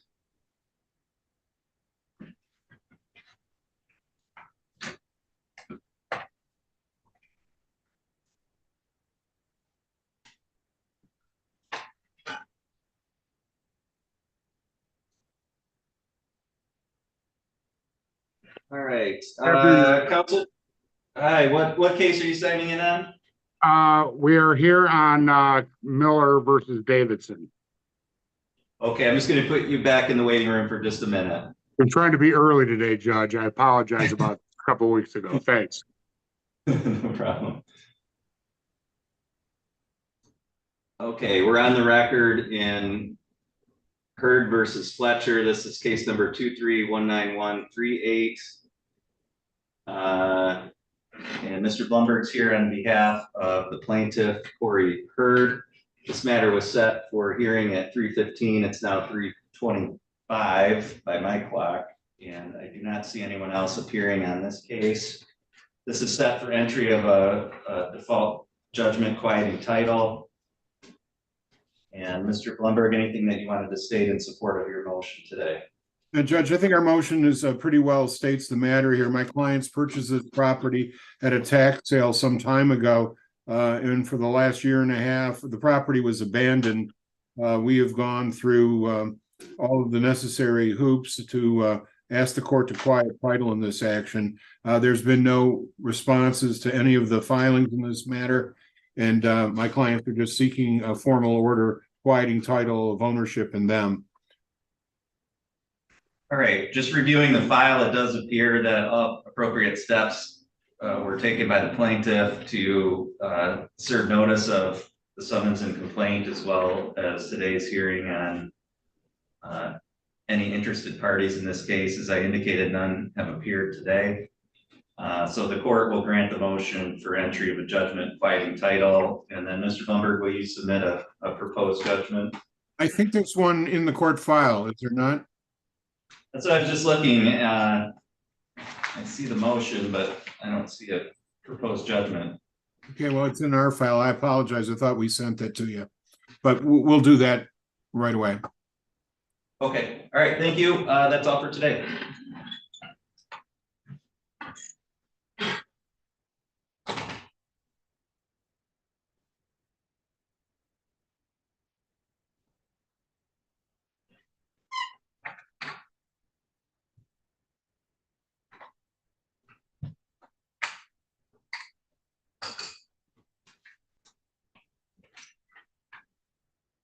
All right, sir, if you can unmute, please. Can you hear me? Thank you. I can. Are you Jason Standen? I am. Okay. Mr. Standen, we're on the record in your case today. It's file number 2319410, Standen versus Standen. And this is set for entry of a default judgment of divorce. Is that how you wanted to proceed today? Yes, I do. Okay. The record should reflect that the defendant in this case was served with the summons and complaint back in August. The defendant did not file any answer. Default was entered and set for a hearing on today's date. This was set for 3 o'clock. It's now 3:26, and the defendant has not appeared, so we can go forward. Mr. Standen, I'm going to place you under oath. I've got some questions that I need to ask you. These are the questions that I'm required to ask to establish grounds for divorce under Michigan law, okay? Okay. If you could raise your right hand, please.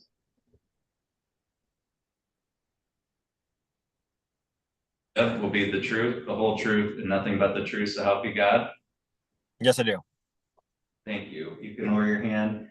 Mr. Standen, you filed the complaint for divorce in this case, and you signed that complaint. Is that true? That is true. At the time you signed that complaint, had you been a resident of the state of Michigan for at least 180 days? Yes. Had you been a resident of Otsego County for at least 10 days? Yes, I have. In that complaint, there's a statement that indicates that there's been a breakdown of your marriage relationship such that the objects of matrimony have been destroyed and there remained no reasonable likelihood that the marriage could be preserved. Was that true when you signed that complaint? Yes, it was. Does that remain true today? Yes, it does. Are there any children that were born to or adopted by you that are under the age of 18 during the marriage? No. Under the judgment of divorce, you would not be receiving any spousal support or alimony. You understand that you would be waiving that forever and that you would not be able to come back later and ask the court for that. Yes, I do. And under the judgment of divorce, it indicates that you don't own any real estate or real property with the defendant. Is that correct? That is correct. And it also indicates that you've divided up any assets or debts of the marriage between the two of you, and there are no remaining issues for the court to decide. Is that correct?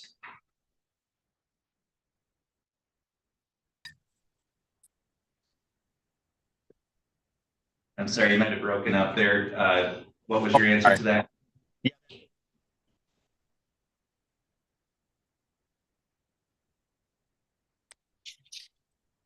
Can you say that one more time? Yep, that is correct. Okay, thank you.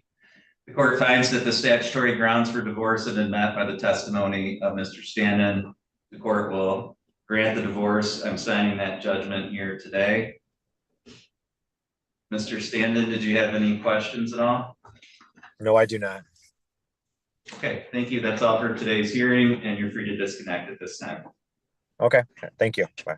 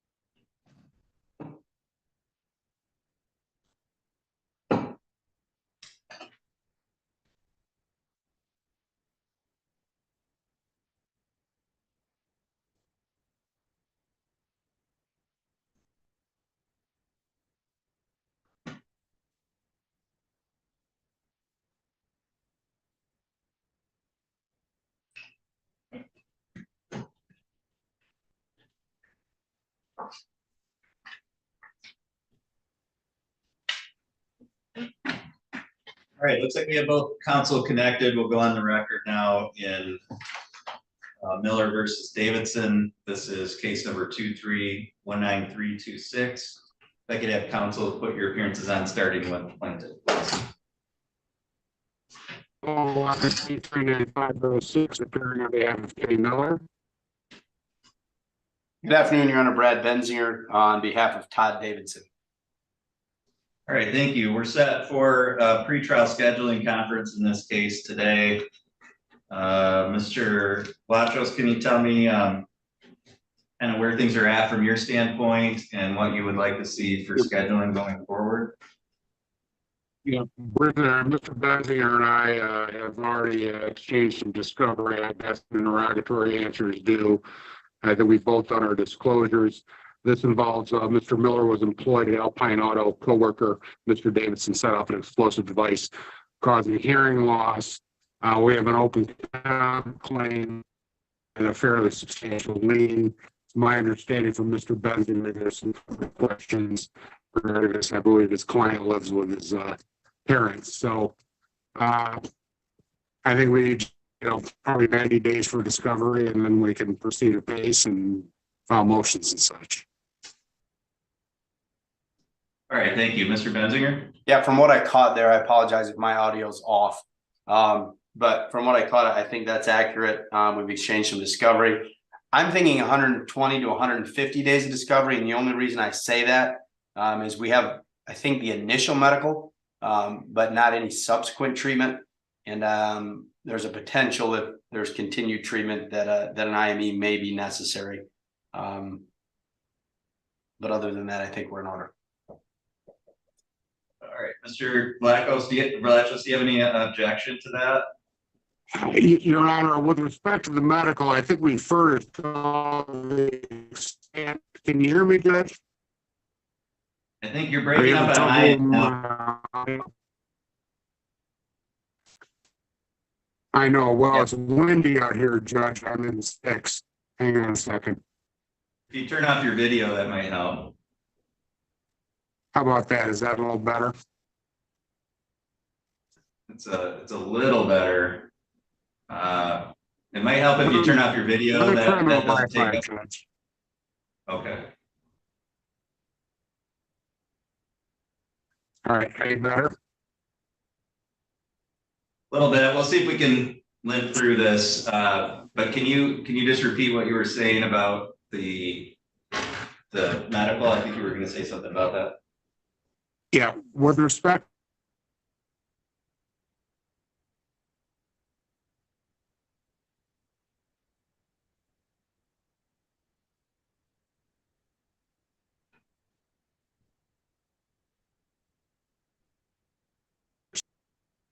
But 120 days is fine.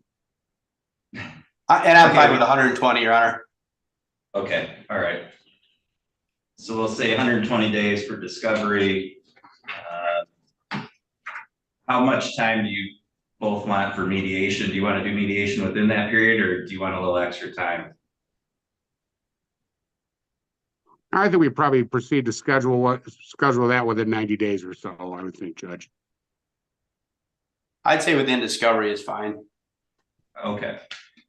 And then I'll set a dispositive motion cutoff. You both can file them at any time, but no later than filed, not necessarily argued, but filed no later than 30 days after the close of discovery. Mr. Blachos, any objection to that? No, that's fine, Judge. Mr. Benzinger? None, Your Honor. And do you believe that you both would be able to agree on a mediator? Yeah. I do. Okay. All right. Mr. Blachos, any other dates that I can address for your side today? No, I think that's fine, Judge. All right, Mr. Benzinger? None, Your Honor. Okay, so I'll set this for a status conference, also about the close of discovery, and then we'll see where we're at and go from there. Thank you. I'll put this into an order that'll go out to the parties, and you're both free to disconnect. Great, thank you, Your Honor.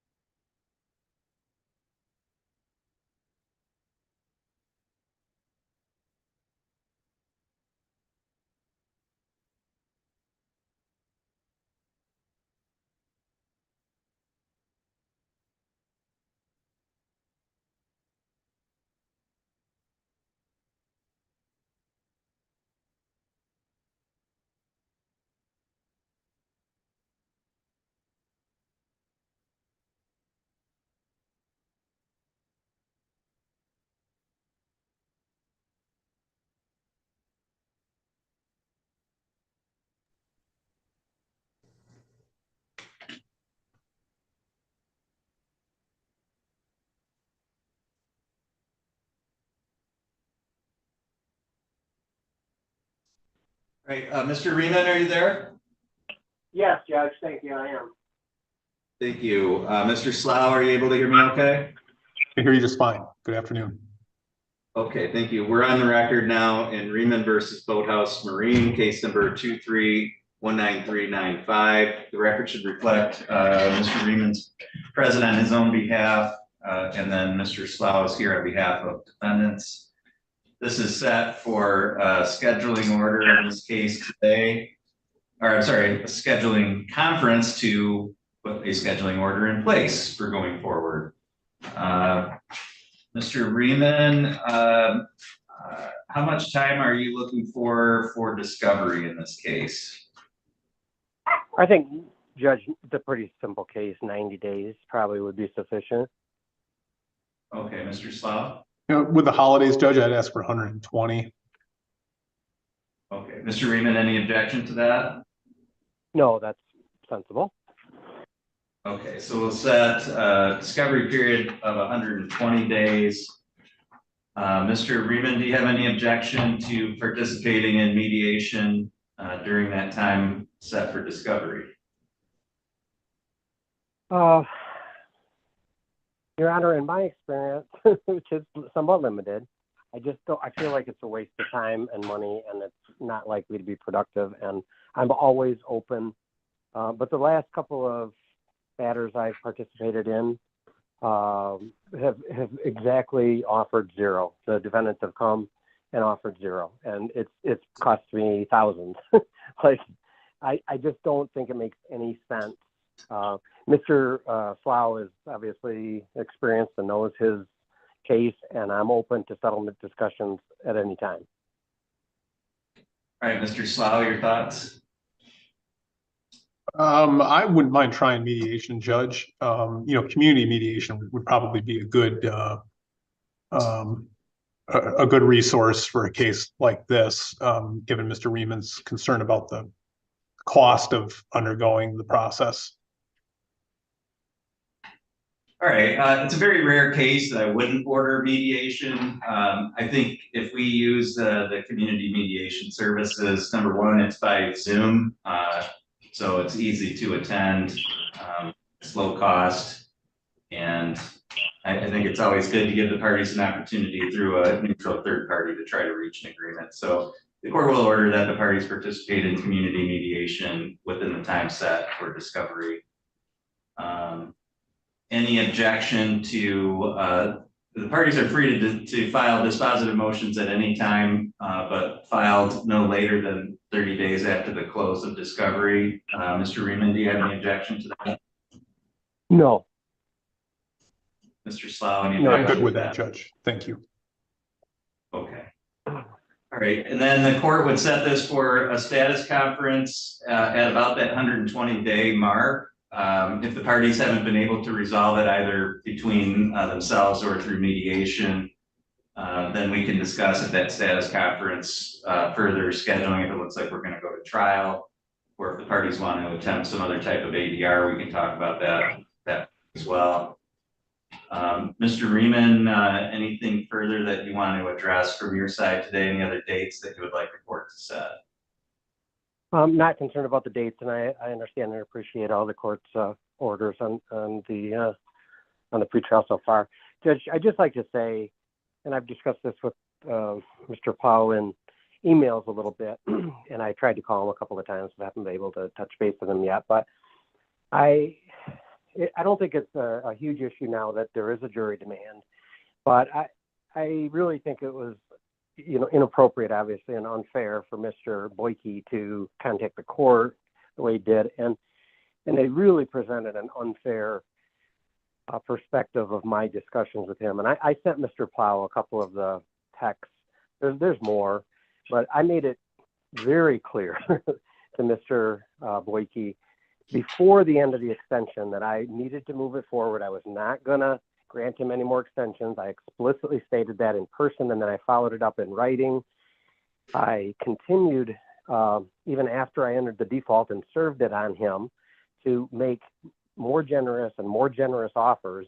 And even after Mr. Plow got involved, my offers have gotten better, not worse. It was not a strong arm tactic. It was just necessary to move this thing forward. And thankfully it did. And we have an attorney on the record now. I wanted the court to note that that letter was unfair and not true. What communication with the court are you referring to, Mr. Freeman? Judge, what, oh, I'm sorry. Go ahead, Mr. Reed. No, you can answer. You know, it's, there was, I was served with an improper answer that was a letter mailed to the court, as though I told Mr. Boyke I would not default him. And he just constantly, even after I served him with the default, asked for extensions. And I eventually just blew him off after told him I wasn't going to enter him and I've already defaulted him and he needs to get a lawyer. So he sent one that I didn't explicitly say, look, you're already defaulted. And I told you no more extensions. And maybe the court hasn't received them. That's fine if you haven't. And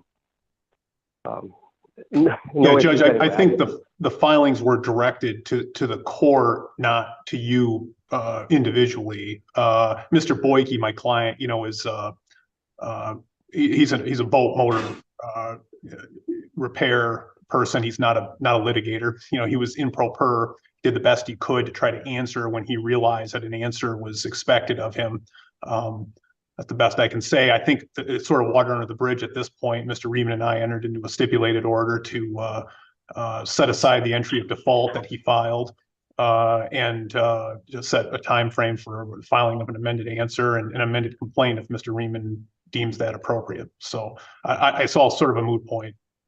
I agree, especially knowing that the court has not, you know, seen or considered what I was concerned about. So I agree that water under the bridge, and it certainly has no bearing where we stand right now, given the stipulations and the status of the pleading. So. All right, yeah, I mean, I want to make it clear that I haven't had any communications with anyone related to this case on either side prior to this hearing that we're having now on the record. So I want that clear, and anything else would be part of record in the court file, I believe, other communications. So it is what it is. We'll go forward based on the pretrial order. I'll send a copy of that out to either side, or both sides rather, as well as notice of the date and time for that next status conference. And all parties are free to disconnect at this time. Thank you. Thank you, Judge. Thank you, Your Honor.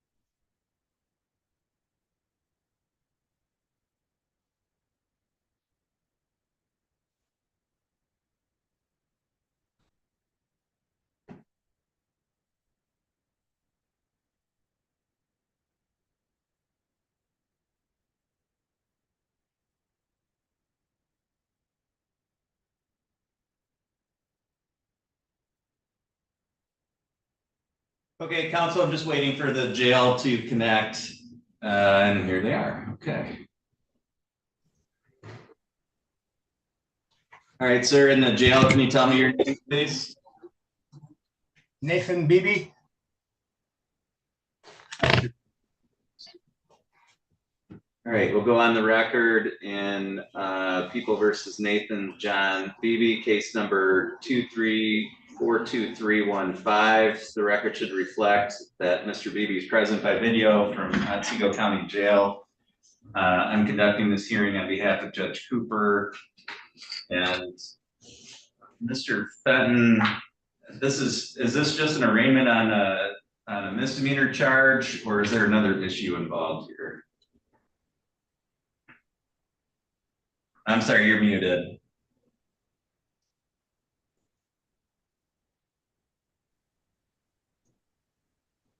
You can unmute now, Stuart.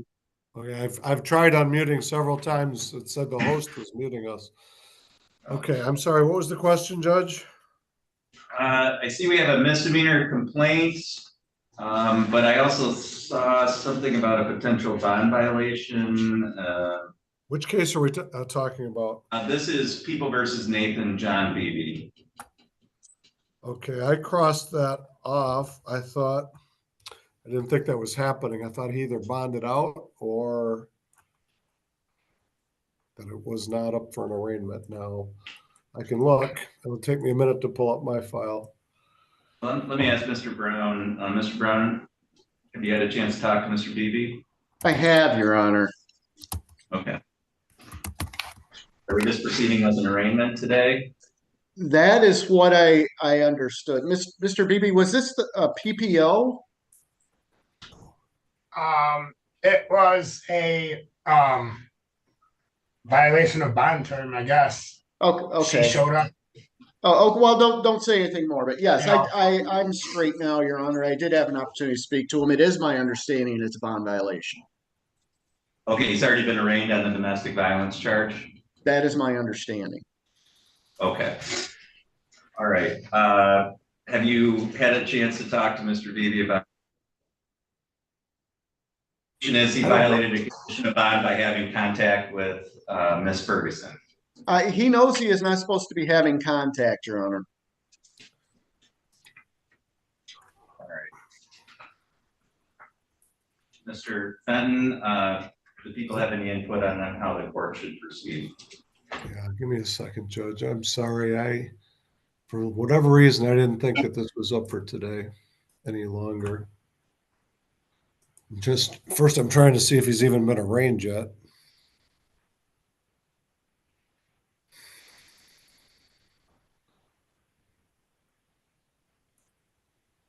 I don't show that he's been arraigned. Perhaps Miss Payne could weigh in on that. Yeah, Ms. Payne, can you help us out with this?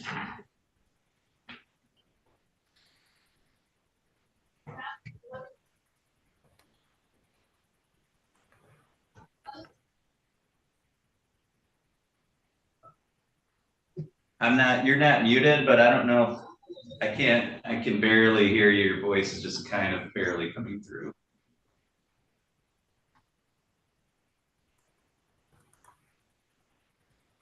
Yeah, I'm not able to hear you.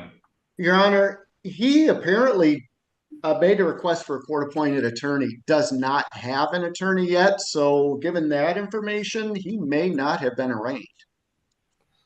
I don't show any notes that he was. And Miss Payne is indicating no also.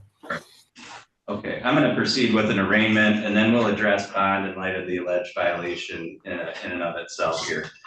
So, Mr. Beebe, it looks like you're charged with 1 count of domestic violence as a misdemeanor. It alleges that you did make an assault or an assault and battery upon Leah Ferguson, and that happened on or about October 31st of 2023. If you are found guilty of that charge, the maximum possible penalty that you could face would be up to 93 days in jail and or a $500 fine. Do you understand those things that I've stated to you?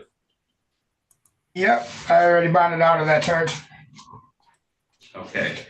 And did you want to request a court-appointed lawyer to represent you in this case, or did you want to hire your own attorney?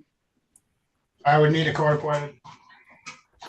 All right, so the court will refer this to Mr. Gilo's office for determination of eligibility. And the court will enter a not guilty plea on behalf of Mr. Beebe. And then it does look like he posted a conditional bond previously on this charge prior to arraignment. And so with that in mind, Mr. Fenton, what's the people's position on bond going forward? Well, first of all, can you indicate what the amount of the conditional bond was? Looks like it was. Because we requested, I believe, $1,000 cash or surety. That's what it was, yes. Oh, yeah, no 10%. Apparently he was out on bond already on another charge. All right. Well, then the next question is the nature of the bond violation, which I'm not sure that I have. Your Honor, I could probably shed a little light on that. I believe, at least according to Mr. Beebe, the nature of the bond violation is he was at his home, which he's relatively homeless. He lives in a camper, and the alleged victim showed up at his camper. Okay. Apparently, maybe to get some personal belongings. Yeah, I see it now.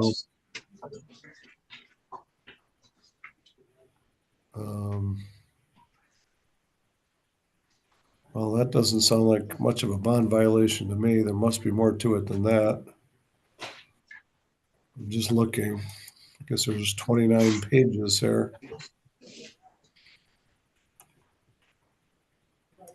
Which the court may have a copy of as well. I would ask the court to review as well. All right, thank you. Mr. Brown, anything on behalf of Mr. Beebe? Hey, Your Honor, again, Mr. Beebe did state to me, and I don't have any evidence or information to the contrary, that he was in his camper. Perhaps the alleged victim may have had some belongings there, did not apparently get a civil standby, went there of her own volition.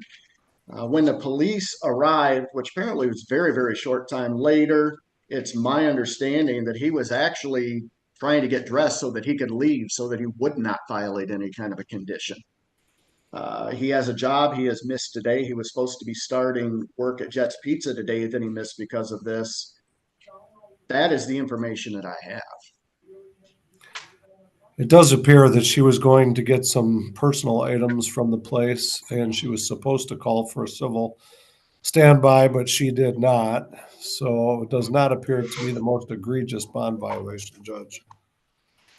All right, based on that information from both sides, the court is simply going to continue bond and order that Mr. Beebe be released pursuant to those conditions of bond. Again, the court will refer this to Mr. Gilo's office for appointment and determination of eligibility. Mr. Beebe, your next court date is on November 16th, given written notice of this, but it's November 16th. And you should contact Mr. Gilo's office so that you're prepared for that hearing, okay? Okay, and you guys do have my current address up to date, right? So that I actually get that paperwork. Is that on Levine Road here in Gaylord? I have a P.O. box for my mailing address. Okay, why don't you give that to us here just to make sure? It's P.O. Box 2308, Gaylord, Michigan 49734. Okay. Thank you. Mr. Fenton, anything further on this file today? No, Your Honor. Brown? No, Your Honor, thank you. Okay, thank you. If we could have Mr. Glazier or Mr. Van Blair. Okay.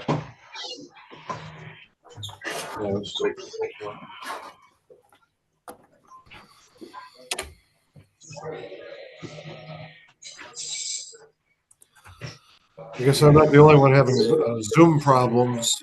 It took me a while to log on. Apparently, I need to update the system, and it wasn't updating myself. So I had all kinds of issues today getting on.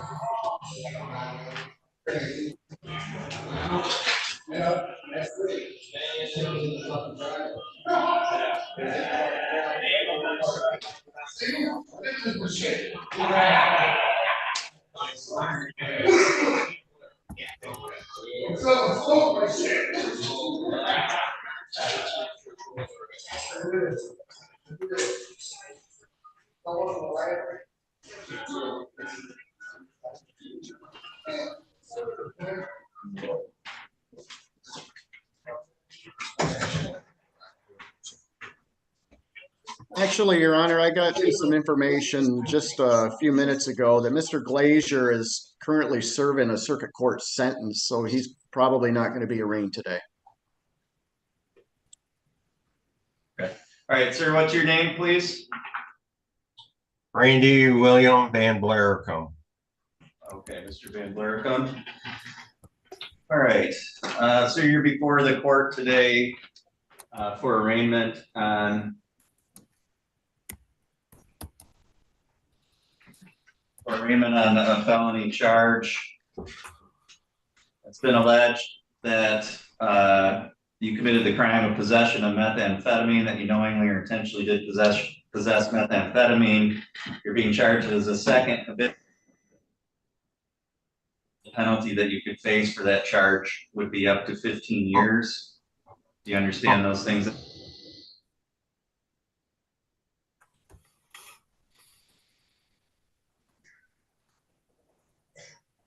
Mr. Van Blaricum, do you understand those things I just stated to you? Yes, sir. All right. You do have the right to have an attorney present in any subsequent proceedings. Mr. Brown is here today for purposes of arraignment.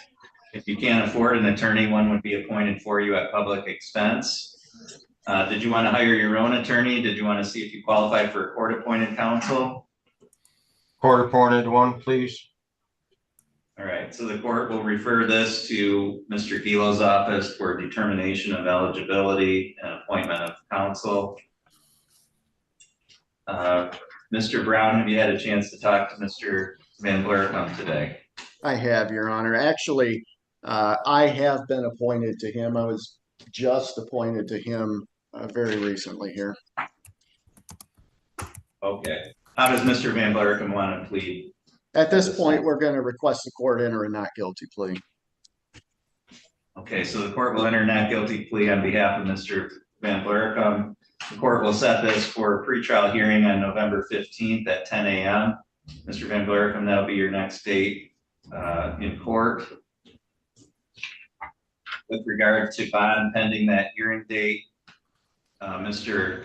Fenton, do the people have any recommendations on bond? Yes, we were asking for a 5,000 cash surety or 10% bond, Judge. I think that's what the interim bond was for. He had a 2021 retail fraud third and a 2023 attempted joyriding, which he's likely on probation for still. But in light of the circumstances here, we think that's an appropriate bond. Thank you, Mr. Brown. Your Honor, not to minimize his current charges, but they are not drug or current other issues that he might have had. These are not drug related. He's 57 years old with a very, very minimal criminal history. He is currently on disability at this time. I would ask court to consider that when setting a bond, especially if he already is on probation for something else, which I was not aware of. No. Right. Given that Mr. Van Blaricum's previous conviction was very recently, just back in September 21st of 2023, so apparently he's been on probation. He is on probation for very in this case and the maximum possible penalty and his status as a second habitual offender. The court finds, and his parent address, which is not local, the court finds that in order to ensure his appearance at future hearings, that the current bond is set is appropriate. So the court will continue bond is currently set, and again, will proceed as I indicated on the. Mr. Fenton, anything further on this case today? No, Judge. I don't know if you're setting dates or not. It looks like the 15th of November is the next date at 10 a.m. for the felony pretrial. Thank you, Judge. Okay, Mr. Brown, anything further on this file today? No, Your Honor, thank you. All right, and you're indicating, do we need to get Mr. Glazier or no? I got information that he was not going to be arraigned today. I don't know if the deputy who's there, I can't see who it is, because he is currently serving a sentence at this time. He is serving a circuit court sentence. I think he was out on either work release or work camp when this was committed, but I think that's separate and apart from the new charges. I think he would either still need to be arraigned on the new charges today or some other day. And we can do that. I'm ready to proceed on that. Okay, if we can bring Mr. Glazier up, then we'll proceed with his arraignment today and get that done. Yes, sir. Thank you. Thank you. So they said no bond. Continue bond.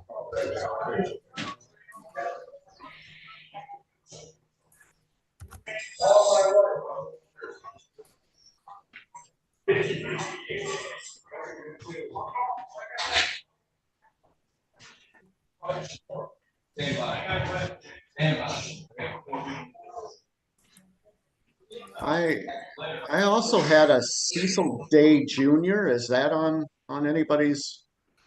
He's facing a parole hold and parole violations, but he's also on a PPO. So I don't know if we're arraigning him on the PPO violation or not. Okay. I don't have him on my docket.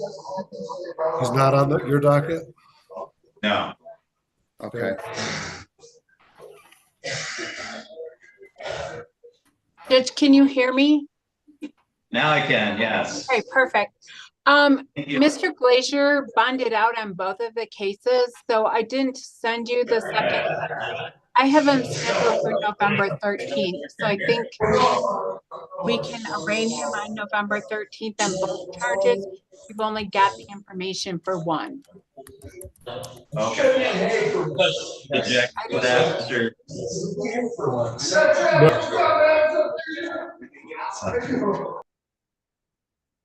Mr. Fenton, I'm sorry, I hit the wrong button there. Any objection to that? Well, if he's still here, I mean, whatever the court wants to do. It's my understanding he's going to be incarcerated till December 15th. I did not get the paperwork ready in time for the second, for the felony case.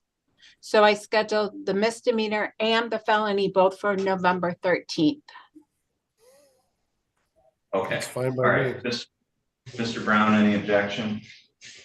No, he's not going to be prejudiced if he's already going to be incarcerated regardless, so I don't have an objection. All right, so Mr. Glazier, we're going to conduct the arraignment on these misdemeanor charges as well as your new felony charges on November 13th. So that concludes our hearings for this afternoon, and all parties are free to disconnect at this time. That also concludes the court's afternoon docket. The court will be in recess until 9 a.m. tomorrow. Thank you.